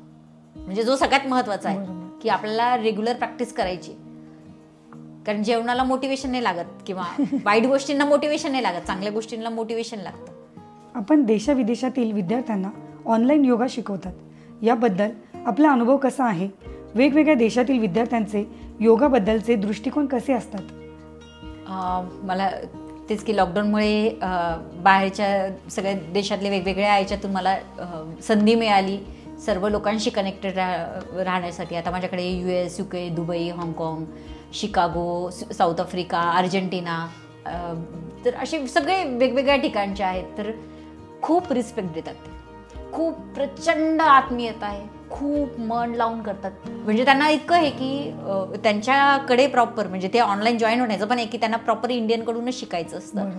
आणि तिकडे योगाला खूप चार्ज केलं जातं, प्रचंड चार्ज केलं जातं. म्हणजे एक बेसिक योगाचं सेशन पण तुम्ही तिथे केलं तर अर्ध्या तासाचं $10 आहे बेसिक योगा. तर मग त्यांना खूप म्हणजे शिकायचं पण असतं ते. आणि मी बघितले खूप आत्मीयतेने बसतात ते, बरोबर त्यांच्या टाईमला शार्प रेडी असतात, एकदम पंक्च्युअली ते बसलेले असतात. आणि खूप काही पण सांगितलं ना, काही सांगितलं ते खूप म्हणजे ज्ञान ग्रहण करण्याची त्यांची खूप आहे की नाही हे सांगितलं ना म्हणजे हे असंच असेल. बाकी म्हणजे कधी मी असं बघितलं बाकीचे लोक अजून प्रश्न विचारतात, म्हणजे चुकीचं नाही पण ते डाऊटफुल यांनी विचारतात. हे नाही, हे खूप आत्मीयतेने की हां खरंच हे असं असतं का, असंच आहे का, मग अजून मी काय केलं पाहिजे किंवा असं काय, त्यांना खूप प्रश्न असतात. आणि म्हणजे खूप छान एक्सपिरियन्स आहे त्यांच्याशी. आणि ते पण म्हणजे आहे माझ्यासोबत या गोष्टीने की मी त्यांच्या प्रत्येक बारीक बारीक हालचालीवर माझं लक्ष असतं, प्रत्येक बारीक हालचालीवर. की असं नाही की ऑनलाईन आहे म्हणून काही त्यांच्यामध्ये काही आहे की म्हणजे मला नाही समजत आहे माझे प्रॉपर कॅमेरा कसा सेट करायचा किंवा कसं बसायचं किंवा हे पूर्ण प्रॉपर ट्रेनिंग देऊन मी त्यांना हे. आणि आता 2020 पासून ते कन्सिस्टंटली माझ्यासोबत आहे. म्हणजे आजपर्यंत कधी पण फक्त माझे जे स्टुडंट काही गेलेले आहेत फक्त तिकडचे 12 तास आणि इकडचे टायमिंग आणि त्यांचे माझे सूट होत नाही म्हणून काही स्टुडंट गेलेले आहेत की मला नाही जमत हे, कारण US घ्यायचे म्हणजे सकाळी 4ला किंवा रात्री 10-11ला असं टायमिंग हे. तर मी पण कारण मी पण बॅचेसमुळे पॅक असते, तर अशीच काही स्टुडंट गेले सर. पण असं आजपर्यंत असं कधी झालं नाही की म्हणजे कोणाला कळलं नाही किंवा काही समजलं नाही, असं नाही झालं. स्वर्गीय शेखर गवळी योगिक थेरपी सेंटर यामध्ये शिकवताना विविध स्तरावरील विद्यार्थ्यांना कशा प्रकारे तुम्ही मार्गदर्शन करतात आणि तुमचे डेली रुटीन कसे असते? माझं रोजचं रुटीन अगदी अखंडपणे सकाळी मी 3:30ला उठते, रात्री 11ला झोपते. माझी पहिली बॅच सकाळी मी 5:05 घरातून बाहेर पडते. माझे पर्सनल बॅचेस असतात, मग ग्रुप बॅचेस असतात. पर्सनल बॅचेस मी घरी जाऊन घेते. काही पर्सनल बॅच इथे या सेंटरला येतात, काही ग्रुप बॅचेस आहेत इथे, काही पेशंट म्हणून येतात इथे. आणि ज्यांना नाहीच जमत की ते इथे येऊ शकत नाही आणि जे माझ्या वेळेत आणि त्यांच्या वेळेत बसेल अशा काही मी त्यांच्या घरी जाऊन सेशन्स देते. तर म्हणजे होम व्हिजिट पण देते आणि इथे येऊन. तर इथे येणारी लोक आता सध्या जास्त आहेत की इथे येतात आणि सेशन घेतात. की आता माझ्याकडे कॅन्सर पेशंट आहे, आर्थरायटिस पेशंट आहे, कोणी फक्त फ्रोझन शोल्डर म्हणून येतात की आम्हाला फ्रोझन शोल्डर आहे, कोणी सर्वायकलसाठी येतात, कोणी नीसाठी येतात. तर मग असे मी सेशन की तुम्ही माझे 15 सेशन 20 सेशन जसं जसं असेल त्याच्या याच्यानुसार मी इथे सेशन देते. आणि मग माझ्याकडे कसं माझ्याकडे आलं तर मला हे सगळे माझ्याकडे जे प्रॉप्स आहेत ते लोकांना अवेलेबल करून देतात. मला लोकांकडे घेऊन जायला ते रिस्ट्रिक्शन येतात किंवा मला त्यांच्याकडे जागा शोधायला लागते की मी याला आता कसं बसू, कुठे बसवायचं. तर म्हणून मोस्टली माझे सेशन्स आता इथेच घेतले जातात. आणि दिवसभरात माझ्याकडे सगळ्या प्रकारची पेशंट आहेत, मॅरेथॉन पळणारे, डॉक्टर्स आहेत. साधारणतः 3 वर्षापासून तर एक 78 वर्षापर्यंतच्या वेगवेगळ्या वयोगटातील आहेत, सिनियर सिटीजन आहेत, प्रीनॅटल आहेत की ज्या प्रेग्नेंट आहेत, म्हणजे त्यांना पेशंट पण म्हणता येणार, प्रेग्नेंट आहेत त्या. तर त्या ग्रुप बॅचमध्ये नाही करू शकत, कारण ग्रुप बॅचमध्ये मेन एक असं असतं की सगळ्या आजारांचं मूळ वजन वाढलेलं असतं. तर वेट लॉस हा सगळ्यात महत्त्वाचा असतं. मग त्यांना वेगळ्या पद्धतीने सेशन्स घ्यायला लागतात. तर पर्सनल ग्रुप असे वेगवेगळ्या पद्धतीने दिवसभर म्हणजे माझं घर हे उघडच असतं की कंटिन्यू कोणी ना कोणी चालूच असतं, चालू असतात सेशन. मग इथेच ऑनलाईन बॅचेस चालतात, इथेच ऑनलाईन ऑफलाईन दोन्ही चालतात. असं सगळं काही म्हणजे आहेत जे फक्त सॅटर्डे संडे ऑनलाईन सेशन करतात, काही पूर्ण वीकमध्ये करतात. तर म्हणजे हे सगळं अवेलेबल असल्यामुळे लोक टिकून पण राहतात आणि आवडीने येतात पण आणि करतात पण, आणि बरी पण भरपूर झालेली आहेत. की माझ्याकडे एक आर्थरायटिसचा पेशंट होता, तो मुलगा फक्त 26 वर्षाचा, सॉफ्टवेअर इंजिनियर होता आणि त्याचा ESR आणि CRP एकदम हाय लेवलला. तर माझ्याकडे ज्या रुमॅटॉलॉजिस्ट आहे त्यांनी पाठवलं माझ्याकडे की माझी मेडिसिन आणि तू योगा कर. तर त्यांनी मला 15 दिवसांनी कॉल केला, कारण त्याचं ब्लड चेकअप होतं. म्हणजे दीप्ती मी म्हणजे असं मी हेच औषध कितीतरी पेशंटला आहे, पण असं काय घेतलं की इतका फरक की त्याचा ESR आणि CRP डायरेक्ट नॉर्मलला आला, जो एकदम इन्फ्लेमेशनमध्ये होता. आणि त्याला आर्थरायटिस म्हणजे पूर्ण बॉडीचा आर्थरायटिस होता सगळंच, म्हणजे सर्वायकल पण झालेला, त्याच्यामुळे लंबर स्पॉन्डलायटिस पण झालेला, गुडघे पण गेलेले, बोन्स पण गेलेले, बोटं पण गेलेली. की एक 26 वर्षाचा मुलगा आपली स्वतःची मान सुद्धा नाही करू शकत. म्हणजे त्याची आई जेव्हा आली माझ्याकडे, ती रडायला लागली की आता हा मुलगा लग्नाचा आहे. आणि म्हणजे अक्षरशः लोक माझ्या पाया पडतात की आज दीप्ती जी आहे, आणि ज्याचं दुःख त्यालाच कळतं की तो कोणत्या फेजमधून जात असतो, कारण त्याच्यासाठी डॉक्टर किंवा हे एकदम देव होऊन जातो. म्हणजे आपल्याला सुद्धा जेव्हा आपण आजारी पडतो सगळं डॉक्टरवर असं, तू जसं म्हणेल तसं. तर म्हणजे जेव्हा बरी होतं की त्या मग आता पण डॉक्टरांना, आता माझ्याकडे भरपूर गायनेकोलॉजिस्ट आहे, इनफर्टिलिटीचे आहेत, तर त्या सगळे पेशंट माझ्याकडे इथे पाठवत असतात की आता PCOD आहे, PCOS आहे, थायरॉइड आहे, डायबेटिक आहे, किंवा डायबेटिक पेशंटसाठी स्पेसिफिक आसनं आहेत. मग मी त्यांना डाएटबद्दल गाईड करते की तुमचं, कारण फक्त नुसतं आसनं केल्याने काही नाही, योगा हा 24 तास आहे. तुमचं लाईफस्टाईल कसं आहे, तुमचं स्ट्रेस लेवल कसं आहे, तुम्ही अँगर कसा मॅनेज करता किंवा लोकांना कसं मॅनेज करता. काही तीच गोष्ट एखादा वेगळ्या पद्धतीने सांगतो, एक वेगळ्या पद्धतीने सांगतो, तर मग एक गोष्ट आहे. म्हणजे अक्षरशः माझ्याकडे काउन्सिलिंगसाठी पण आता यायला लागेल, म्हणजे माझ्या पद्धतीने मी काउन्सिलिंग, कारण एक सायकोलॉजी खूप महत्त्वाची आहे. तर मग त्यांच्या पद्धतीने काउन्सिलिंग, आणि आज खूप अशी आहेत की त्यांना खूप फरक पडला आहे. आणि काही ना मुलबाळ होत नाही म्हणून डिप्रेशनमध्ये गेलेले आहेत, कोणी कोणत्या कारणाने डिप्रेशनमध्ये गेलेले, काही म्हणजे एक एज ग्रुप असा आहे की मुलं पण, म्हणजे जे सिनियर सिटीजन आहे त्यांना प्रश्न पडतो काय करायचं आता, एकटेपणा. म्हणजे असे इतक्या म्हणजे समाजातल्या वेगवेगळ्या थराच्या लोकांशी, किंवा हेवी स्ट्रेस. माझ्याकडे इंडस्ट्रियलिस्ट आहे, हेवी स्ट्रेस, दिवसभर मीटिंग, हे ते, एकाच ठिकाणी चेअरवर बसून राहणार. हेवी अल्कोहोलिक आहे माझ्याकडे, चेन स्मोकर आहेत, असे पण काही की मग वेगळ्या पद्धतीने की सायकोलॉजी. मग ते म्हणतात की अरे योगाने हा मेंटली पण फरक पडतो का, म्हणजे त्यांना कळायला, लोकांना स्वतःच आहे. आता ज्या यंग मुली आहेत 10वी 11वीतल्या, त्यांना पण कळायला लागले की अरे मला पिरियड्स 3-4 महिने झाले येत नव्हते, आता मी योगा करायला लागले ना, माझे पिरियड्स रेग्युलर आहे, किंवा माझा फिटनेस वाढला आहे, माझी स्ट्रेंथ वाढली आहे. लहान मुलं मग ते पण सांगतात की अरे मॅम खूप एक्सायटेड असतात, बरोबर 1 तास योगा करतात, खूप फरक पडला, एका ठिकाणी बसायची, मॅटवर बसायची सवय लागली आहे. आणि मी खूप छोटे तुमची मॅट कशी फोल्ड करायची, कुठे कसं ठेवायचं, म्हणजे इथे येऊन पण मी खूप छोट्या सवयी लावते त्यांना. तर ते घरी पण सांगतात की नाही बरोबर, आता ते मॅट फोडून त्यांची प्रॅक्टिस झाली की ठेवून देतात. ऑनलाईन पण लहान मुलं कधी कोणी जॉईन होतात. तसं खूप छान एक्सपिरियन्स आहे की म्हणजे ह्या याच्यामध्ये येऊन.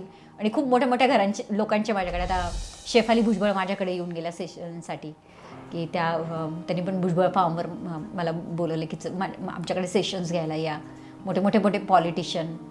तर म्हणजे छान एक्सपिरियन्स आहे. बाहेरच्या मॉरिशसवरून माझ्याकडे इथेच की त्यांनी बघितलेलं, माझे इन्स्टावर वगैरे बघितलेले की ते स्पेशली मॉरिशसवरून माझ्याकडे टीचर्स ट्रेनिंगसाठी आले की मला हे सगळं शिकायचं आहे. कारण मॉरिशस हे खूप कमर्शियल, कारण खूप ती कंट्री खूप छोटी आहे, खूप कमर्शियल आणि खूप ॲडव्हान्स आहे. तर तिथे त्यांना असं सेंटर त्यांनी उभं केलेलं, पण त्यांच्याकडे सगळे इक्विपमेंट, पण शिकवणारं कोणी नाही, ट्रेनर नाही तसे की हे गोष्टी शिकवणाऱ्या, फक्त माहिती की असं काहीतरी आहे. मी त्यांना इथून पूर्ण सप्लाय की सगळे प्रोडक्ट्स किंवा कसं हे करायचं की त्यांना पूर्ण तिथे आणि ते आज खूप छान योगा घेतात मॉरिशसला जाऊन. आता बरेच डॉक्टर्स माझ्याशी की ते BMS झालेले आहेत, पण त्याच्याशी कनेक्टेड काही अशी डॉक्टर्स माझ्याकडे टीचर्स ट्रेनिंगसाठी येतात, की साईड पण आम्हाला मेडिकल आणि हे काही पूर्ण आता कम्प्लिटली ह्या फील्डमध्ये येण्याचा प्रयत्न करतात. की आम्हाला पण असं, की आम्हाला माहीत नव्हतं की योगा पण खूप वेगळ्या पद्धतीने हे म्हणजे केला जातो. आणि लोकांचं कसं एक इंटेन्शन होतं की योगामध्ये काय कमवलं जातं, की जसं जिम ट्रेनर आणि वेगळ्या की एवढं इन्कम निघतं का, किंवा घर चालू शकतं का एखाद्या व्यक्तीचं. तर मग हे जे आहे ना, माझ्याकडे येऊन लोकांचा दृष्टिकोन बदलला की नाही आता म्हणजे खूप जण म्हणतात की नाही आम्हाला योगा ह्या फील्डमध्ये जायचं आणि प्रोफेशनली करायचंय, असं नाही की टाइमपास म्हणून, प्रोफेशनली पण ह्या फील्डमध्ये की खूप वेगळं प्रोफेशन आहे, खूप छान प्रोफेशन आहे. मॅम, क्रिकेट क्षेत्रात योगाचे महत्त्व काय आहे? त्यामुळे खेळाडूंना नेमके कोणते फायदे होऊ शकतात? म्हणजे मला स्पेसिफिकली जर क्रिकेट याबद्दल बोलायला लागेल की असं कधी होत नाही की एखादा बॉलिंग आज राईट हँड, कधी लेफ्ट हँड किंवा बॅट पण एकाच अलाइनमेंटमध्ये कंटिन्यू बॅट जाते, एकाच शोल्डर जास्त यूज केला जातो.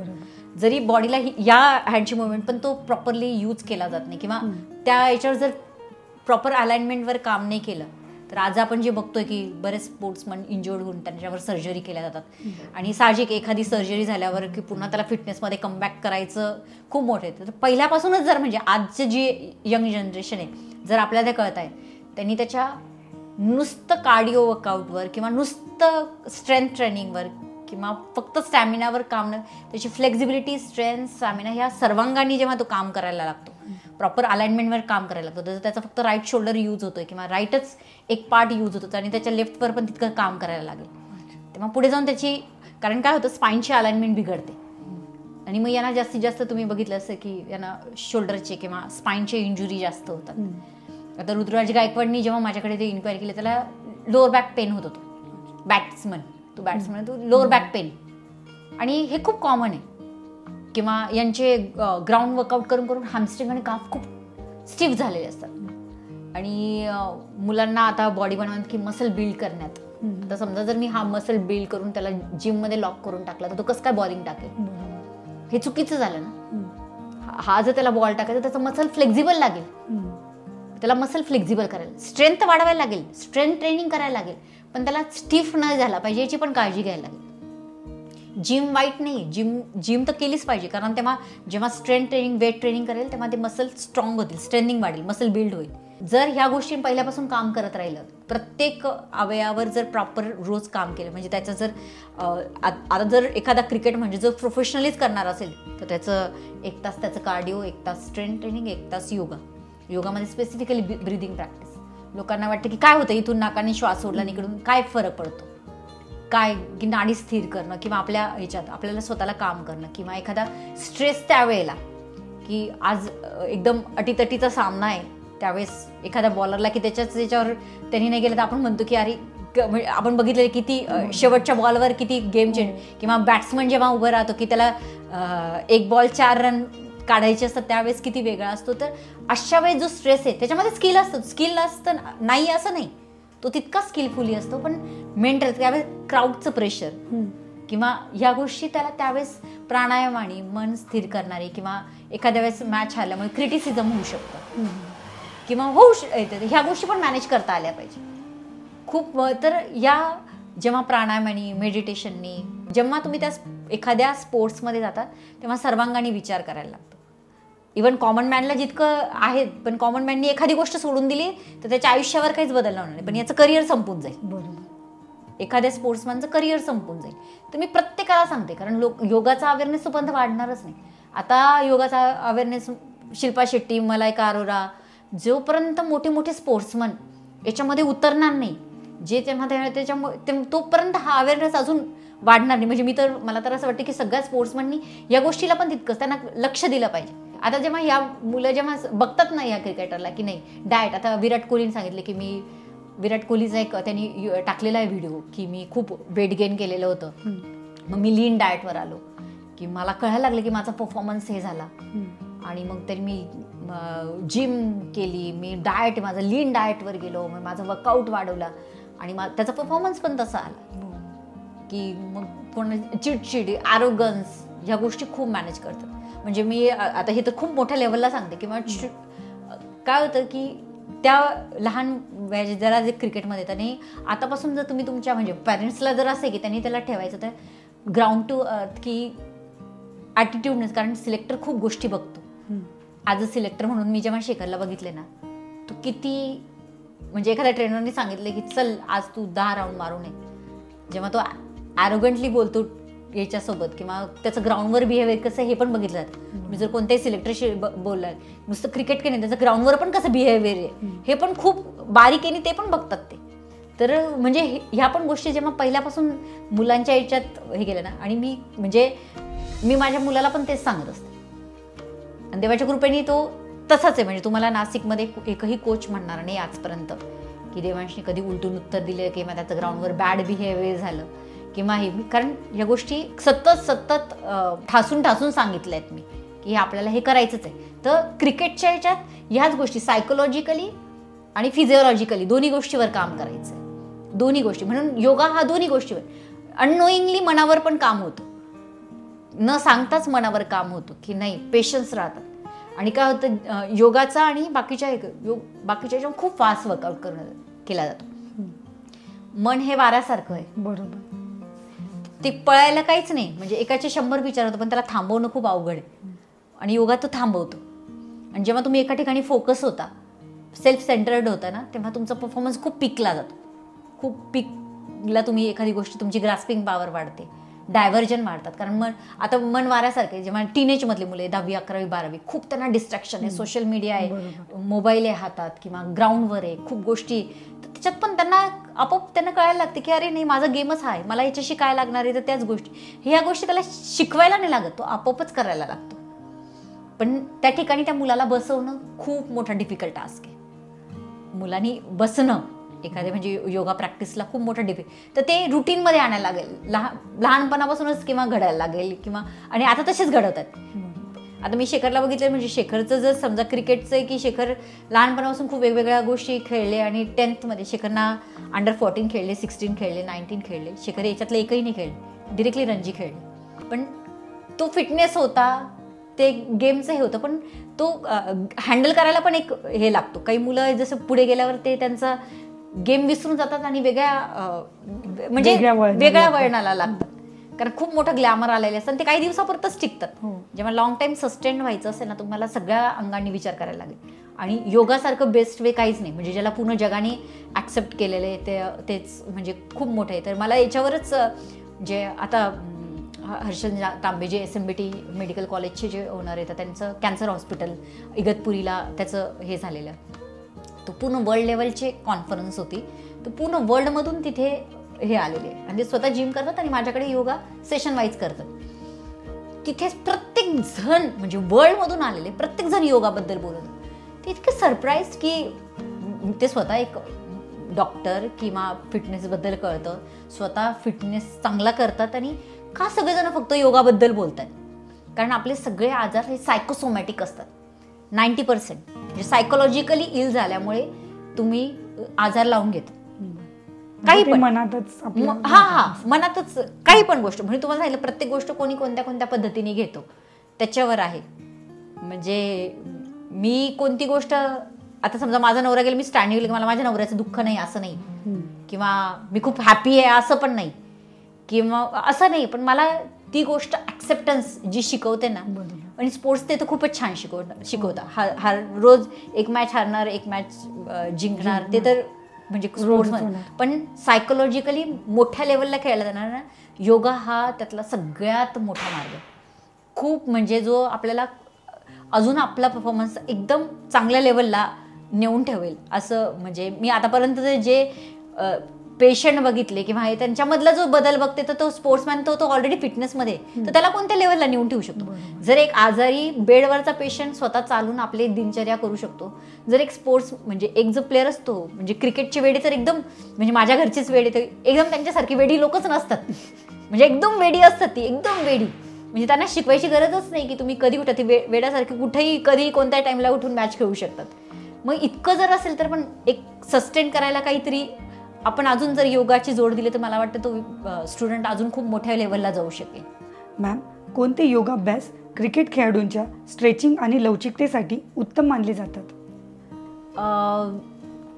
आता मी असं हे करेल की ज्यांना फक्त असं बेसिक जे योगा माहिती आहे, तर कंपल्सरी तुम्ही एक 10-15 तरी सूर्यनमस्कार म्हणजे त्यांनी घातलेच पाहिजे, की जो सर्वांगाने हे की जे सगळ्यांना कॉमन, तुम्हाला युट्यूबवर पटकन म्हणजे आता मी सांगू शकत नाही की इतकी ॲडव्हान्स प्रॅक्टिसमध्ये तुम्ही विन्यासा फ्लो करा किंवा हे असं नाही सांगू, पण एखाद्या एरियाकडे तो 15 सूर्यनमस्कार कुठल्याही युट्यूब चॅनलवर किंवा सगळ्यांना माहिती असतात, पण प्रॉपर आहे नाही. कारण मी एक बघितले की स्पोर्ट्समॅन जितके पण आहे, म्हणजे मी पण कधी कधी माझ्या मुलाला पण लागेल हातपाय फेकत फेकत सूर्यनमस्कार करतात किंवा प्रॉपर टेक्निकली एक सूर्यनमस्कार केले, एक अनुलोम विलोम प्राणायाम की जो भ्रामरी जो स्ट्रेस मॅनेजमेंटसाठी चांगला असतो. आणि काय ना की सगळ्यात स्टिफ असतं ते हॅमस्ट्रिंग, पूर्ण बॉडीमधलं जे सगळ्यात स्टिफ झालेले असतं ते हॅमस्ट्रिंग.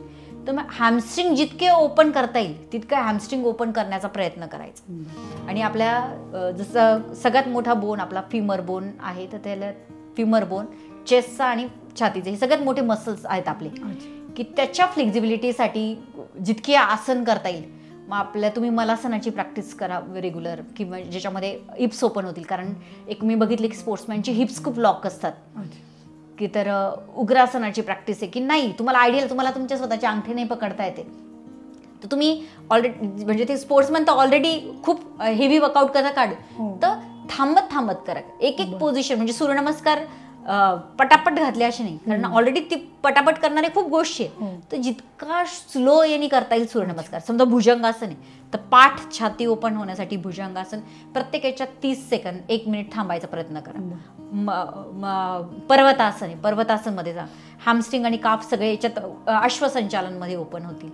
तर जी प्रॅक्टिस आहे ना 5च सूर्यनमस्कार करायचे, पण जास्त वेळ, म्हणजे त्यांची फ्लेक्झिबिलिटी स्ट्रेंथ वाढेल. कारण स्टिफनेस आल्यामुळे स्पाइन भुजंगासन लवकर जमत नाही, तर त्यांचे एल्बो बेंड होतात किंवा शोल्डर कानाजवळ गोळा होतात. तर मग त्याच्यामुळे पूर्ण छाती पाठ सगळी ओपन होईल.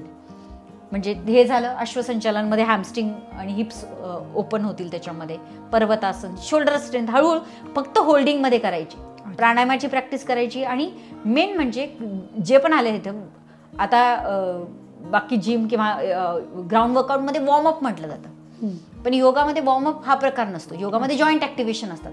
तुमचे जॉईंट्स ओपन झाले पाहिजे, तुमचं नेक, तुमचे जॉईंट जितके जॉईंट्स ओपन करता येईल, म्हणजे जितकं तुमच्या बाकीच्या प्रॅक्टिसमध्ये जितकं तुम्ही हे केलं ना, तुम्हाला जिममध्ये जो स्टिफनेस आहे तो येणार नाही. म्हणजे पहिले जॉईंट ॲक्टिव्हेशन करायचे, सूर्यनमस्कार घालायचे, म्हणजे शरीर पूर्ण मोकळं झालेलं असेल, भले मग बाकीच्या प्रॅक्टिस. आणि सगळ्यात शेवटी सगळं झालं की सगळ्यात शेवटी प्राणायामाची प्रॅक्टिस करायची. काहीही नाही झालं तर स्वतःलाच काउंट जायचे, की आता आपल्याला 5 काउंट्समध्ये श्वास घ्यायचा आहे, 5 काउंट्समध्ये श्वास रोखून धरायचा आहे, 5 काउंट्समध्ये श्वास सोडायचा. स्वतःलाच प्रॅक्टिस द्यायची की आज मी 6 अंकात श्वास घेतला.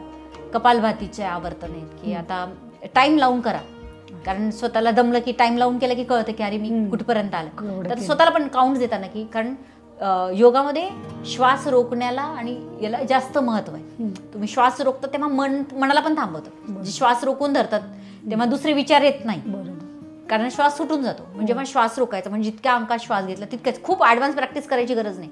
आज 10 अंकात श्वास घेतला, 10 अंकात श्वास धरून ठेवायचा, 10 अंकात श्वास सोडायचा. खूप छोट्याशा प्रॅक्टिस आहेत पण आउटस्टँडिंग बेनिफिट्स आहे.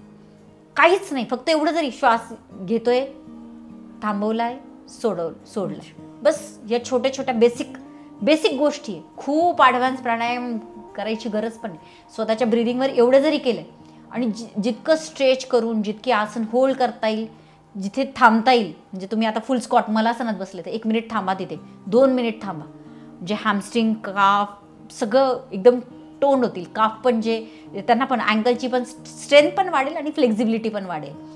प्रॉपर स्ट्रेचिंग केलं तर आणि प्रॉपर योगातली आसनं केली. आता मी जर आसनं सांगितली, कारण मी जर आसनांची नावं सांगितली तर काही समजणार पण नाही. धनुरासन आहे, पोट पण कमी होईल, की पूर्ण याच्यामध्ये शोल्डर यूज होतात, तुमचे पूर्ण स्पाईन यूज होतो, पूर्ण तुमचे थाईज यूज होतात, स्पाईन सगळं यूज, छाती तुमची ओपन होते. मग ते इतकं. आणि आता हे तर खूप, जेव्हा तुम्ही अशा आसनं करतात, होल्ड करतात, तेव्हा स्पिरिच्युअल लेवलला जाऊन तुम्ही चक्रांवर काम करतात. म्हणजे स्पेसिफिकली तुम्हाला काही बसून अशी काम करायची किंवा कुठल्या कोर्सला जायची गरज नाही. तुमचं चेस्ट ओपन होतं, तुमचे लंग्स ॲक्टिवेट होतात, तुमची ब्रिदिंग, तुम्ही म्हणजे त्या व्यक्तीला थकण्याचा लंग्स ओपन झाला ना, डायफ्राम पूर्ण ओपन झालेत, मग त्यामुळे श्वास घेण्याची शक्ती जास्त वाढलेली असते. मग कितीही ग्राउंड वर्कआउट झालं तर थकवा येत नाही, किंवा back to back hectic schedule असतं, किंवा ही मॅच संपली, ट्रॅव्हलिंग आहे, एका ठिकाणाहून दुसरे. तर ह्या प्रॅक्टिसेस जेव्हा पण शांत बसलेले असेल तर ट्रॅव्हलिंगमध्ये तर मुलं ही प्रॅक्टिस करू शकतात. कुठल्याही येण्याला जेवणाचं पण बंधत नाही की तुमचं जेवणाचा, किंवा तुम्ही रात्री झोपताना पण करू शकतात, किंवा एखाद्या व्यक्तीला कधी त्याला काही स्पेस पण नाही की ह्याच ठिकाणी करायला पाहिजे. फक्त शांतता जिथे असेल, जिथे थोडंसं डोळे बंद करून छोट्या छोट्या प्रॅक्टिसेस खूप मोठं म्हणजे शरीराला बेनिफिट्स देतात.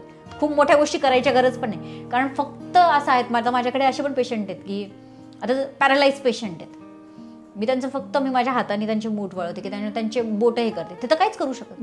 पण प्राणायामाची practice, breathing practice, joint activation ती बरी होतात, चालायला लागतात. म्हणजे जर इतक्या पेशंटला जर असं यांना बसल्या बसल्या जर अशा प्रॅक्टिस केल्या की जो आता वेळ आहे आपल्याला युटिलाइज करायचा आहे, तर मग हे अशा पद्धतीने करू शकतात. किंवा योगनिद्रा हा खूप मोठा आहे, योगनिद्रा म्हणून. तर तिचं योगनिद्रा कंटिन्यू केली तर ती सबकॉन्शियस माइंडमध्ये जाऊन ती फलित होते किंवा त्याचे बेनिफिट्स मिळतात. असे खूप योगामध्ये वेगवेगळे आहे की तुम्ही जर यूट्यूबवर टाकलं की योगनिद्रा म्हणून तर काही मिळते, लावून कानं मोबाईल चालू ठेवायचा, योगनिद्रा करू शकतात. मग ते एक प्रकारे म्युझिक असतं का? नाही, म्युझिक नाही, इन्स्ट्रक्शन दिले जातात. इन्स्ट्रक्शन दिले जातात. हां, तर मग तुम्हाला ज्या गोष्टी जमत नाहीये तुम्ही नाही करू शकत. आणि जर मी तर म्हणते आता इतकं ऑनलाईन हे आहे, मी तर प्रत्येकाला सांगेल की तुम्ही तुमच्या ह्याच्यात एक कंपल्सरी एक योगाचं सेशन ठेवायचीच. आता लोक काय करतात, प्रायोरिटी जिम आणि मग योगाला 2 दिवस स्ट्रेचिंगमध्ये टाकतात. योगा म्हणजे स्पोर्ट्सवाले स्ट्रेचिंगसाठी योगावाल्यांना बोलवतात. तर जोपर्यंत हा पार्ट तितक्याच महत्त्वाने नाही घेतला जाणार तोपर्यंत प्लेअरची स्ट्रेंथ पण नाही वाढणार.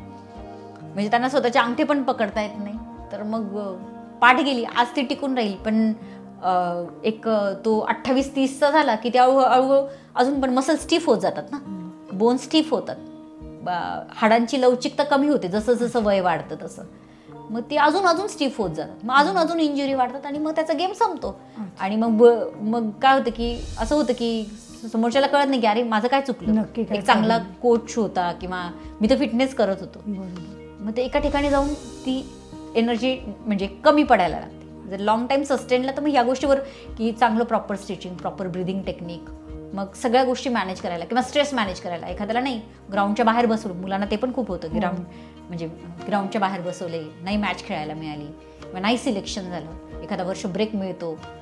कारण माझ्याकडे अशी खूप मुलं की जी खूप चांगलं की त्यांना ब्रेक मिळाला किंवा नाही झालं, सिलेक्शन आहे किंवा काही आहे, तर मग हा पण स्ट्रेस मॅनेज करणं. ओव्हर एक्साइटमेंट पण नको किंवा डिप्रेशनमध्ये पण जायला नको, किंवा कधी कधी होतं की एक ओव्हर एक्साइटमेंट की मी हे तर करूनच टाकेल, अशी खूप ओव्हर कॉन्फिडन्समध्ये पण जातात. मग जेव्हा असे असेल तेव्हा अजिबात नाही, माइंड न्यूट्रल राहतं. कुठली परिस्थिती आली की सेम की आज मला मॅच खेळायची किंवा अशाच पद्धती, पण ते रेग्युलर असेल तर कन्सिस्टंटली आठवड्यातून 1 दिवस हे केल्याने नाही होऊ शकत ते. बरोबर. मॅम, आता जसं सर क्रिकेट खेळत होते तसं देवांश सुद्धा क्रिकेट खेळतोय, सरांच्या पावलावर पाऊल तो टाकतोय, तर आम्हाला देवांशबद्दल सांगा. देवांश अगदी पूर्ण वडिलांचे गुण म्हणजे अगदी घेतलेले.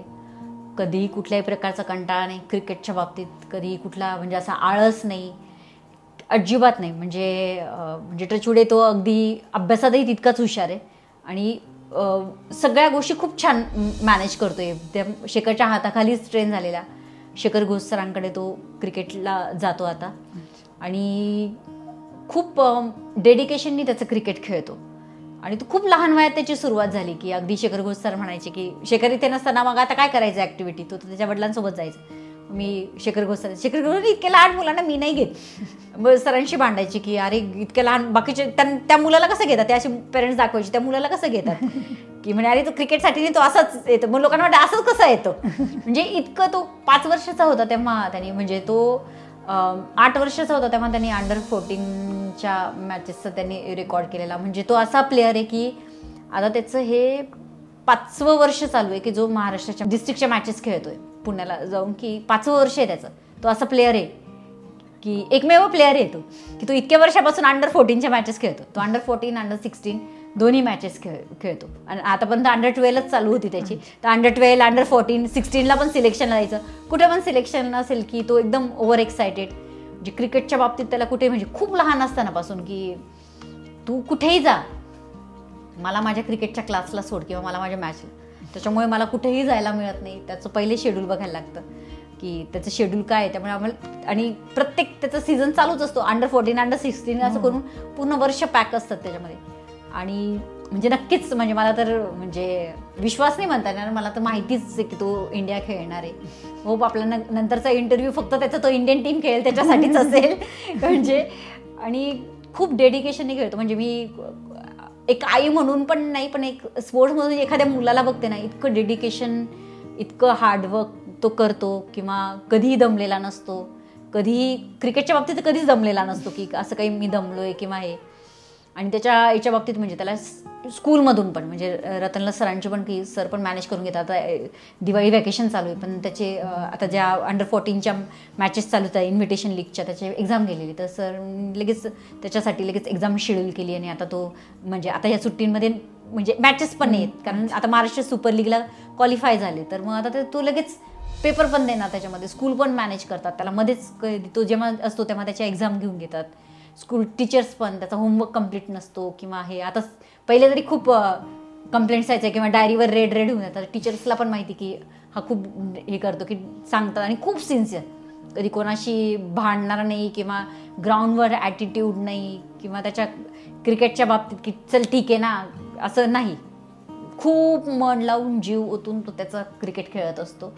तर म्हणजे खूप छान वाटतं की म्हणजे मी त्याच्यामध्ये शेखरला बघते किंवा तेच गुण बघते. म्हणजे त्याच्या चालण्यात, वागण्यात, बोलण्यात आणि सगळे शेखरचे गुण. म्हणजे शेखरला पण त्याच्या मित्रांशिवाय कधीच जेवण गेला नाही. तो सेम त्याच्या वडिलांसारखा. तो पहिले म्हणले जास्त टिफिन दे, तिथे सगळेजण मला सगळ्यांसाठी टिफिन घेऊन जायचं आहे. म्हणजे सगळे अशी वडिलांची गुण तो घेऊन की शेखरला खूप माणसं लागायची.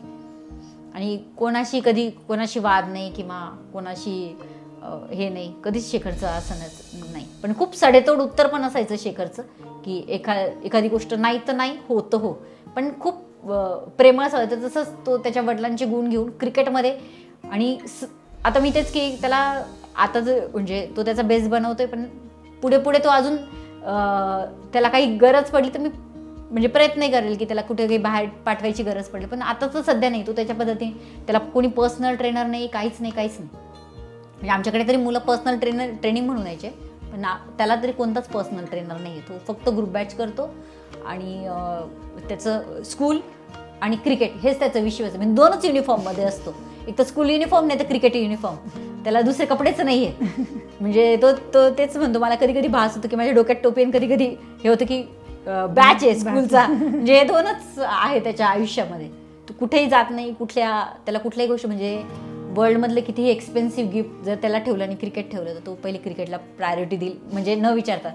तर म्हणजे खूप छान वाटतं की इतकं डेडिकेशन जे वडिलांचं आहे ते त्याच्यामध्ये आहे.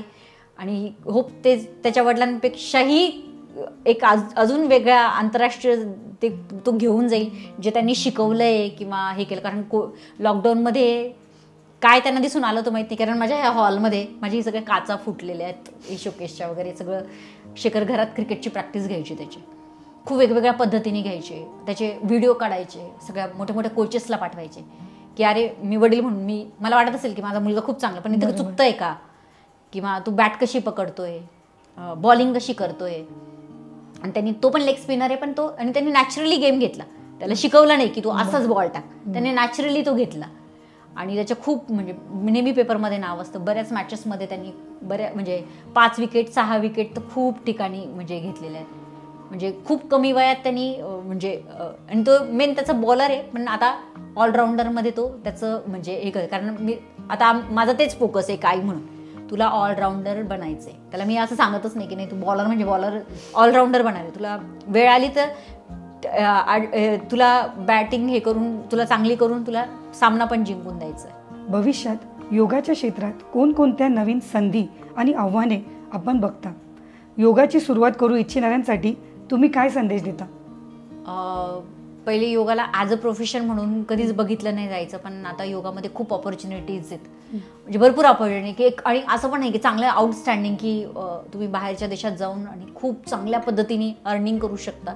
किंवा असं नाही की बाहेरच्या देशातच, पण म्हणजे असं नाही की कारण मुलांना एक वेळ असतं ह्या यंग जनरेशन का नाही जात की योगा काही घेऊन इथंच एखाद्या गार्डनमध्ये योगा घ्यायचा आहे का, असं एक हे होतं. पण आता बाहेरच्या देशात खूप ऑपॉर्च्युनिटीज आहेत, खूप सेंटर्स आहेत, खूप म्हणजे वेगवेगळ्या ठिकाणी जाऊन ते योगा घेऊ शकतात. कारण आयुष मंत्रालयाचंच म्हणजे जे इंडियन एम्बेसीमध्ये अशा आमच्या म्हणजे हे असतात की जे आयुष मंत्रालय सर्टिफाईड आहेत त्यांना, आता समजा आता माझा जो रुमानिया आहे, वेगवेगळ्या कंट्रीज आहेत, तर तिथे इंडियन एम्बेसीला राहून इंडियन गव्हर्नमेंट खर्च करते आणि तुम्ही तिथे जाऊन सेशन्स घ्यायचे. खर्च पूर्ण इंडियन आपलं आयुष मंत्रालय करेल, पूर्ण इंडियन एम्बेसीमध्येच राहायचं. तर अशा पण म्हणजे ज्यांना खूप असं पाहिजे की असंही काम आहे. आता अक्षरशः म्हणजे आता तर असे की माझ्या ओळखीच्या याच्यातले काही 6-6 लाख एक त्यांचे फक्त एकच तास घ्यायचे, असे सिंगापूरला वगैरे आहेत. इतकं हाय लेवलला म्हणजे त्यांच्या एकेका सेशनची फीस 2,000-3,000 अशी आहे. एका सेशन चार्ज करतात. तर असं खूप ऑपॉर्च्युनिटीज आहेत आणि पण प्रॉपर ऑथेंटिक. आता काय होतं ना की कुठल्याही फील्ड म्हणजे फॅक्टरी, कुठल्याही फील्ड असं नाही की मी योगाच्या फॅक्टरी आउटलेटसारखे बाहेर पडले आणि सगळेजण योगा टीचर्स आहे, पण तुम्ही लोकांपेक्षा किती ऑथेंटिक पद्धतीने, कारण मी जरी खूप चांगली टीचर आहे आणि तुम्हाला जर ते कळलं नाही तर मी चांगली टीचर नाही. कारण समोरच्या कितीही ग्राउंड लेवलला असेल तर त्याला शिकवता नाही आलं तर त्या टीचिंगवर आपण काम केलं पाहिजे. हे माझं मन म्हणजे माझं मत आहे की त्याच्यावर की स्वतः आपण त्याला ते त्या तळाशी जाऊन की त्याला ते आलं पाहिजे. नॉट अबाउट फ्लेक्झिबिलिटी, पण सगळ्या प्रॅक्टिसेस की प्रत्येक वेळेस असं नाही की अंगठे पकडले म्हणजेच मी तुम्हाला सांगितलं की ते नाही, पण सगळ्या प्रॅक्टिसेस. तर खूप ऑपॉर्च्युनिटीज आहेत, खूप सर्टिफिकेशन्स आहेत. एक महत्त्वाचं आयुष मंत्रालयाचं सर्टिफिकेशन जरी गेली तरी ते मला भरपूर गोष्टी ओपन होतात आणि सगळ्या गोष्टी शिकण्याची तयारी पाहिजे की मी फक्त प्राणायामातच घेईल किंवा, आणि तुम्ही करू शकतात असं नाही की, पण एक स्पेसिफिकेशन पाहिजे. पण एक जर सगळ्यांनी एखाद्या केलं तर खूप छान ऑपॉर्च्युनिटी आउट ऑफ इंडिया, पुण्या, मुंबई जेव्हा मेट्रोपॉलिटन सिटी आहे. आता मी माझ्या स्वतःच्या याच्यात की योगा पण किड्स योगा आहे, सिनियर सिटीजनसाठी योगा आहे, डिसीजसाठी योगा आहे, कॉर्पोरेट लेवलला आहे. आता मी इथली नाशिकची हिंद रेक्टिफायर कंपनी आहे किंवा अशा ठिकाणी योगा सेशन बरेच घेतलेले जे कंपनी लेवलला की तुम्ही चेअरवर बसल्या बसल्या तुमची स्पाईन स्टिफ होतो, किंवा डोळ्यांसाठी जे सतत लॅपटॉपवर असतात की काय करू शकता तुम्ही बसल्या बसल्या. तुम्ही नाही, तुम्हाला नाही वेळ, कारण कॉर्पोरेट लेवल IT कंपनीचा जॉब खूप शेड्यूल हेक्टिक आहे, तर काय करू शकता. प्रीनॅटल योगा आहे.